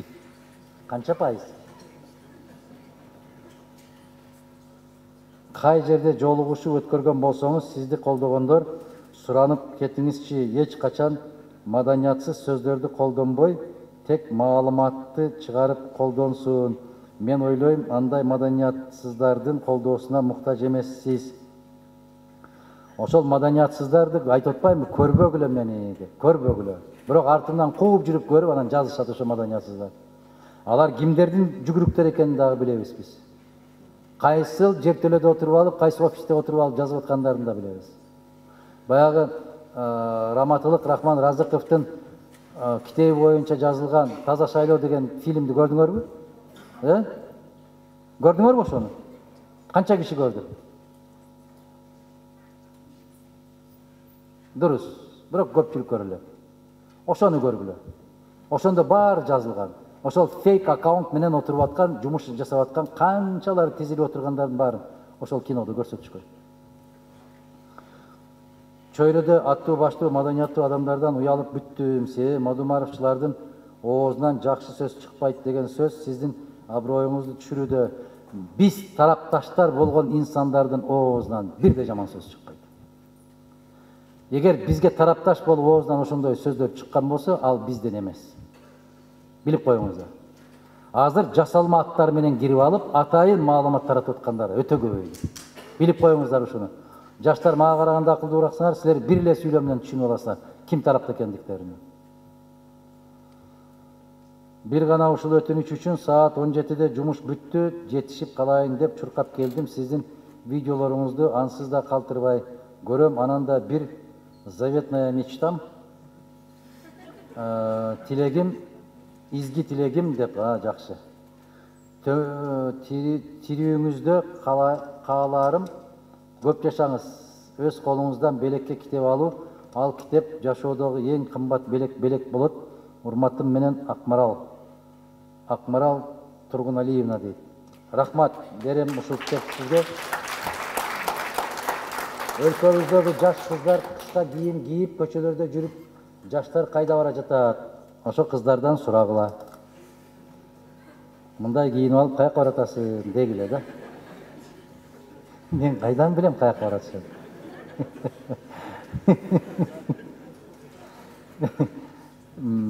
Кийим сатуучуларга өлкөдөн кыска кийим саттырбай койсо болот. Кыздар, жигиттер, ушул суроону бергенде жаштар сизге ишенебиз дейт. Мага ишенсеңер ошондой кийим кийбегиле. Ошондой кийим кийбегиле, анан каяка баратканыңарды айтып койгула. Коом кайда баратат деп сурап атат да. Коом ушул жол менен барса каяка барабыз биз деп атат. Улут өңүн жоготот. Улуттук нарк населин жоготот. Каяка барат эле? Анан акырында жок болобуз. Кудай сактасын ошону. Суроолор бүттүбү? Бер. Ассаламу алейкум. Куш келипсиз Ош шаарына. Учурдун тиреги келечектин үмүтү бул жаштарда. Анан жаштарга канчалык деңгээлде көңүл бурулуп атат, аны сиз жакшы билесиз. Менде суроо мындай. Кыргызстанда көпчүлүк университеттер, ары кайсыл Американын университети бар, орустардын, же болбосо түрктөрдүн окуулары деле, мындайча айтканда, мектептери дагы бар. Ушулар бизге кандай таасирин тийгизип атат? Биздин жаштар ошолорго кадр болуп атабы, же болбосо ошолор окууну бүткөндөн кийин Кыргызстанга иштеп берип атышабы? Кыргыздарга иштеп берип атабы? Биздин жаштар кайсыл жакка кетип атат? азыр ушул тема тартыш болуп атат да Кыргызстандачы. Биз өзү негизи катуу айтсам капа болбогула, бираз жетелемераак элбиз. Биз бираз оомараак элбиз. Бираз эмес, кыйла эле оомабыз. Казакстанга барып 2 жыл иштеп калсаң, сосун посун деп келесиң. Россияда барып иштеп калган болсоң, если чё, если деп ушундай биз оомабыз, негизи оомабыз. Мойнубузга алышыбыз керек. 10 кыргыз иштеп аткан жерге бир башка бирөө кирип калса, тарс эле ошол жака бурулуп кетебиз. Анан кайсы жактан окуп аткан болсо, ошонун идеологиясын сугара берген биз кимбиз? Биз адамбызбы? Биз өзгөчөлүгүбүз барбы? Бизде каада, салт, нарк, наsil, намыс, ариет барбы? Эгер намыс болгон болсо, биз бөтөн бирөөлөрдүн кийимин киймек эмеспиз. Караңыздар, кошуна мамлекеттерди караңыздар. Мен өткөндө бир жыйында айттым. Карагылачы, Кыргыз Республикасында Дунган жогорку окуу жайы барбы? Я, мектептер барбы? Телевидение барбы? Гезит барбы? Эмне үчүн алардын бүтүндөй бир тап-таза сүйлөшөт? Бөтөн өлкөдө. Бирдеме десең эле айтасыңар. Орус мектепте окуп калды деп. Кайсы мектепте окусаң деле сен адамсың го акыры, инсансың го. Мен түшүнбөйм деп. Ошону менен өксүк өзүн өзү жогору сезгиси келет. Мен жана эле Манас Бердибеков агайыңарды эстедим эле. Аны силер көрбөй калдыңар, Манас Бердибеков. Бишкекке келсең дейт, 2 кыргыз сүйлөшүп атат дейт. Ты где читаешь деп. Сен кайда окуйсуң дегенди сурап атат дейт. Вот этот деп өзүн көрсөтөт дейт. Я что ли дегенди билбейт дейт. Я университет читаю деп айтат анысы дейт. Ошол керекпи кыргыз деп 21-25 жыл башта айткан экен. Сүйлөй берчи өзүңдүн тилиңде. Мен айтып атпаймынбы, кыргыз тили кыргызга гана керек, башка эч кимге кереги жок. Бишкекке барганда мен айтам, Оштон келдиңби, Баткенден келдиңби, Таластан, Көлдөн келдиңби, кыргыз болуп эле жүрчү айланайын. Таштачы мына жактагы кылык жоруктарыңдын баарын. Жигиттер моомдай болуп 3 метр калганда кыйшайып алып, эңкейип барып, бири-бириңнен сүзүшүп жолукканды койчу айланайын. Өтө жосунсуз көрүнөт. Өтө айыптуу көрүнөт да мында. Илгери кыргыз мырзалары моомдай эле деп амандашпаган. Жөн эле сүзүшүп, анан кыйшайып, канатыңарды жайып барып, кылыктанбагылачы айланайын. Жигиттин жигиттей болгону эмне жакшы го. Кандай дейсиңер? Чектөө киргизебизби? Ага закон керек чектөө киргизгенде. Учурашканда мындай учураш деген. Кандай болуш керек ага? Адам болго деп атпаймынбы? Биринчи кезекте эле аң сезимди өстүргөн адам бололу. Ошол менен кетебиз өзүбүз. Туура түшүнгүлө мени. Давай деп кол берип коесуңар, бир да сөзүңөр эсиңерде калбай атат. Бир кадам баспай эле ошол сөздөн кайтасыңар го силер. Айта берет деп болуп атпайсыңар. Ишенбейсиңер го бири-бириңерге. Ачык эле айткыла да, туурабы? Анан башка жердин мектептери ачылып атат, ошол идеология сугарылып кетип бартабыз деген бул алсыздыктын белгиси. Бул жетелемеликтин белгиси. Биз кай жерде окубайлы, ким болбойлу, эгер өзүбүздүн өзөгүбүз, уюткубуз болсо, эч ким бизди эч кайсы жолго сүйрөп кете албайт.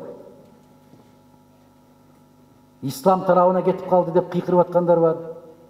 Себеп мындай карасаң, чочуйсуң чындыгында карап анча-мынча. Жок, булар америкалык болуп кетти, ЛГБТ тарапка кетип калды дейсиң. Аларды карасаң, алардан чочуйсуң. Сен кыргыз болчу. Кандай дейсиңер? Анан ар кандай кесиптин ээси боло бер. Ага мыйзамдын кереги жок. Ага улуттук аң сезим керек. Билип коюңуздар, идеология бул китеп эмес. Биздин идеология бул кыргыздарды, кылымдарды карытып кеткен ата-бабалардын каада, салт, макал, лакаптары идеология кыргызды кошот. Жигиттин сөзү өлгөнчө өзү өлгөн артык деген керемет идеология эмеспи? Бул намысыңды карма деген сөздөр. Жигитти намыс өлтүрөт, коёнду камыш өлтүрөт дейт. Намыстуу бол деп атпайбы? Кызга 40 жерден тыюу деп атпайбы? 40 жер эмес азыр. Бир жерден да тыюу жок го кыздарга. Ушул бардык идеология ушул биздин макал лакаптарда айтылып кеткен. Ойлоп сүйлөсөң да ойлоп сүйлө дейт. Бул не деген сөз? Өткөнгө таш атсаң, келечек замбирек менен тосуп алат дейт. Токтотолу өткөнгө асылганды. СССРді мақтай бересіз деп мені жаман көрбөгілі. СССР бар үшін бүгін Қырғызстан бар да. Не дейсіздер, қандай дейсіздер? Анан өзіңден ұлы инсанды шылдыңдап, аны масқаралава дейді. Себебі өзіңдің келечегің белгісіз дейді. Неге? Себеп сен бір 50-60-қа шығып қалған кишinin арқасынан мысқылдап күлбе. Бүгін 25-тесің. Сен аның жасына жеткенше дағы 35 жыл керек. 35 жылдың ішінде сен кім боласың? Аллахтан басқа ешкім білмейді. Мына ушундай болушубуз керек біз. Анан өкмөт муну жасап бериш керек, бийлик аны жасап бериш керек, ушуну токтотушубуз керек дагы. Мен өзүм жасап алам дегенди үйрөнүшүбүз керек. Анан баланчы айтып атат, түкүнчү айтып атат эмес. Мен ушуга ишенем деп башташ керек. Ошондо өзгөрөт, ишенип коюңуздар. Адам адамды өзү жасайт. Аллахтан ошого буйрук болгон болсо, ошол пешенесин өзү жасайт. Ар жагында жок экен, аны 1000 жетелесең 1000 бекер. Жетесинде жок деп коет андайды. Ошондуктан жигиттер, кыздар, мен сиздерден суранам. Биринчи кезекте өзүбүзгө өзүбүз сөз берели. Мен адам болом. Мен бүгүн ушул жыйындан чыгып, ушул жыйындан кийин мен башкамын дегиле. Кийген кийимим башка, сүйлөгөн сөзүм башка, жасаган жумушум башка дегиле. Тамеки тартып аткан болсом таштадым дегиле. Баягы ачуу сууга жолобойм дегиле. Аллахтын көрсөтүп берген туура жолуна түшөм, ата-энемдин, атамдын ак нанын, энемдин ак сүтүн актайм, келечек үчүн күрөшөм дегиле. Акыретте жараткандан сурагыла, бул дүйнөдө да, ал дүйнөдө да абийирибизди бекем сактаган болсун. Ал дүйнөдө да, бул дүйнөдө да маскара кылбасын. Ал дүйнөдө да, бул дүйнөдө шермендечилигинен сактасын. Бул дүйнөнүн шермендечилиги убактылуу, акыреттин шермендечилиги азап, күчтүү. Мына ошол ар бир күндү түбөлүктүү жашоо акырет үчүн колдонулду. Ар күн сайын алдыбызда өлүм бар экенин эстейли. Өлүм бар экенин эстесек биз көп нерседен токтонобуз. Жулунбайбыз, көп нерсеге жулкунбайбыз, байлык, бийлик топтобойбуз. И көрүнгөн кишиге кичүү, сыпай мамиле кылабыз. Biz Kırgız bolup tuğulduk, jaratkan ушундай кылып жаратты. Kırgız бойдон өтүшүбүз керек. Көрүнгөн жакты жетелебешибиз керек. Эми баарыңыздарга терең ыраазычылык билдирем. Мындай деп баштайт кыргыздарда. Биз келгенде аябай нөшөрлөп жаан жаап аткан болсо жакшылыктын нишаны дейт. Күн чайыттай ачылып кеткен болсо, жаап аткан жамгыр токтоп чайыттай ачылып кетти дейт. Биз ошол ар бир нерсеге ырымдап жүргөн кишибиз. Улутпуз ошондой. Мен сиздерге каалаганым ушул. Күндүн ысыгына карабай, бош убактыңыздарды бөлүп, алтындай болгон 2 саат болсо дагы телефонду чукулабай, чыдап бергениңиздер үчүн рахмат айтам. Бул эрдик болуп калды. 2 саат телефон карабай, кармабай отуруп. Агай, сиздерди окутуп аткан агай эжекеңиздердин бүт баарына ден соолук берсин, инсап берсин, ыйман берсин. Сиздерге сабыр берсин, себеп билим алуу ийне менен кудук казгандай, чыдаңыздар, билимге умтула бериңиздер.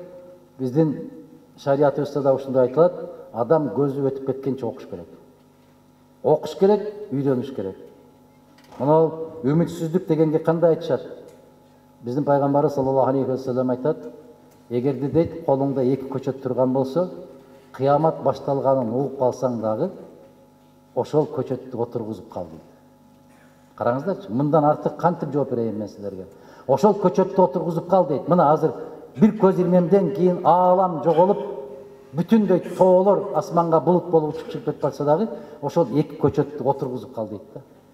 Бул деген сөз, соңку демиң чыкканча, көзүң жумулуп кеткенче жакшылыктан үмүт үзбө деген сөз. Ошол үмүт менен жашайлы, ошого аракет кылайлы. Өлкөбүз башкалардан кем эмес, өзгөлөргө тең болгон өлкө болуп, биздин жаштарыбыз 160 орунда эмес билим деңгээли боюнча. Жок дегенде 100-дүктүн ичине кирели. Мен өткөндө Казак мамлекеттик университетинде болдум, Алматыда. Мына ошол жерде биз өтө өнүккөн 200 университеттин катарына кирдик деп сыймыктанып отурушту. Анан мен кызыгып сурадым. Биздин улуттук университет, же Ош мамлекеттик университети канчанчы орунда экен десем, орун жок экен бизде. 800-де дагы жок экен. 1000-дин ичинде да жок экенбиз. Ассаламу алейкум. Ва рахматуллаху ва баракату. Үмүттү ушуга коелу. Жарайбы? Биз ошол бийиктикке чыгабыз деп аракет кылалы. Мен ушуну каалайм силерге. Бар болгула, эми мыкты суроолорду берген инсандарга китеп бериш керек деген бу кишилердин ушундай бир талабы бар экен. Муну калк айтса калп айтпайт деген китепти мен жазган жокмун. Мен жөнүндө. Белгилүү юрист Бекбай Мамытов деген Нарын областынын Нарын районунун Дөбөлү деген айылында туулган, азыр 70-ке келип калды. Керемет инсан. Ушул бүтүндөй мен жөнүндө гезиттерге кандай ушактар жазылган 2000 жылдарында, чындыгында кандай болгон ошонун баарын юрист катарында иликтеп жазып жүргөн экен. 1000 жолу рахмат айтам ушул кишиге. Мына далил тарыхтагы. Мына китеп учкулга айланган сөздөр деп мен кайсы сөздөрдү айтсам ушул бүгүн элдин арасына сиңип кеткендей, баягы өз киндигибизди өзүбүз кеселип, өз түндүгүбүздү өзүбүз көтөрөлү деген сыяктуу сөздөр азыр эми бул эл макалы болуп кетти да. Кезинде бир инсан тарабынан айтылган сөздөр учкулга айланып кеткен. Ушуларды жыйнап жүргөн экен, муну чыгарып. Мына ушул китептерди могул жерде Акмарал деген айым баягы сөзсүз окуңуз деп жиберген экен. Сизби? Сизби? Ким Акмарал? Сизби? Келиңиз. Келиңиз. Мына жакшылыктар болсун. Еринбей окуп коюш деген. Мына учкулга айланган сөздөрдү могул кайсы жерде жана мени киргизбей атат деген. Келиңиз.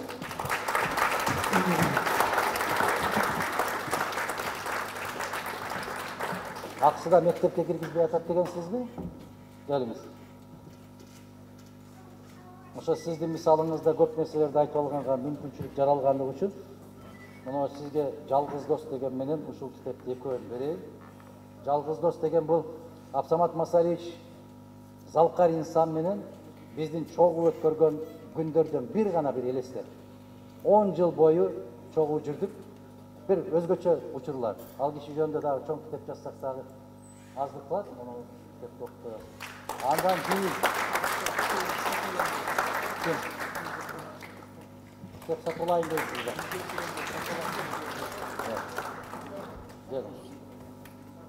Келиңиз. Биз баягы Алыкул Осмоновдун Шотор Уставелинин келиңиз. Шотор Уставелинин Жолбарс терисин жамынган баатыр деген китебин бекер чыгарып, келиңиз. Куттуу болсун сизге. Бар болуңуз, аман болуңуз. Андан кийин мына жерде Исхак кетип калдыбы? Я. Кетти Исхак. Мен мындай кылайынбы? Ушул китепти биздин Ош шаардык жаштар уюмуна берейин китептерди. Сууну дагы сиңген жерге себиш керек. Китепти дагы окуган кишиге бериш керек. Кимиңиздер кызыксаңыздар, мүмкүн бири-бириңиздер менен маалымат алмашып, байланышып, бүткөндөн кийин мага бер деп алышыңыздар мүмкүн, Жарайбы? Биз илгери Ала тоо деген журналды мектепте окуп жүргөндө ушинтип алчубуз. Кимдин колунда, кимге качан бошотосуң деп. Ошол сыяктуу эле берели. Могул жерде календарды дагы алып келишиптир. Жаштар мен жасабаганын баарын жасашып атат. Өзүңөр билесиңер. Ниетиңиздер ак, келечегиңиздер кең, ата-энеңиздер кандай ниет максатта тарбиялап өстүргөн болсо, ошол ата-энеңиздердин үмүтү акталган, элибиздин, жерибиздин, мамлекетибиздин даңкын алыска чыгарган мыкты азаматтардан болгула. Мен айтпайм, келечекте бийик кызматтарга же чоң акчаларга ээ болгула деп, мен айтарым бирөө гана адам болгула дагы бир жолу. ошол инсанга таандык болгон баардык улуу касиеттердин баарын жараткан сиздерге беришин чын дилден тилейм. Сиздерди жараткан өзү жалгыз, шайтандын, напсинин азгырыктарынан, жин шайтандардын, адам шайтандардын азгырыктарынан жараткан өзү коргоп жүргөн болсун. Жүрөгүңүздөр таза болсун, алдына койгон максаттарга жетип, эки дүйнө жараткандын рахматына бөлөнгөн пенделердин катарында болушту насип эткен болсун. Роббана атина фид дуния хасанатан ва фил ахирати хасанатан ва кина азабан нар бирахматика я архамар рахимин. Бар болгула жигиттер, кыздар. Чоң рахмат агай.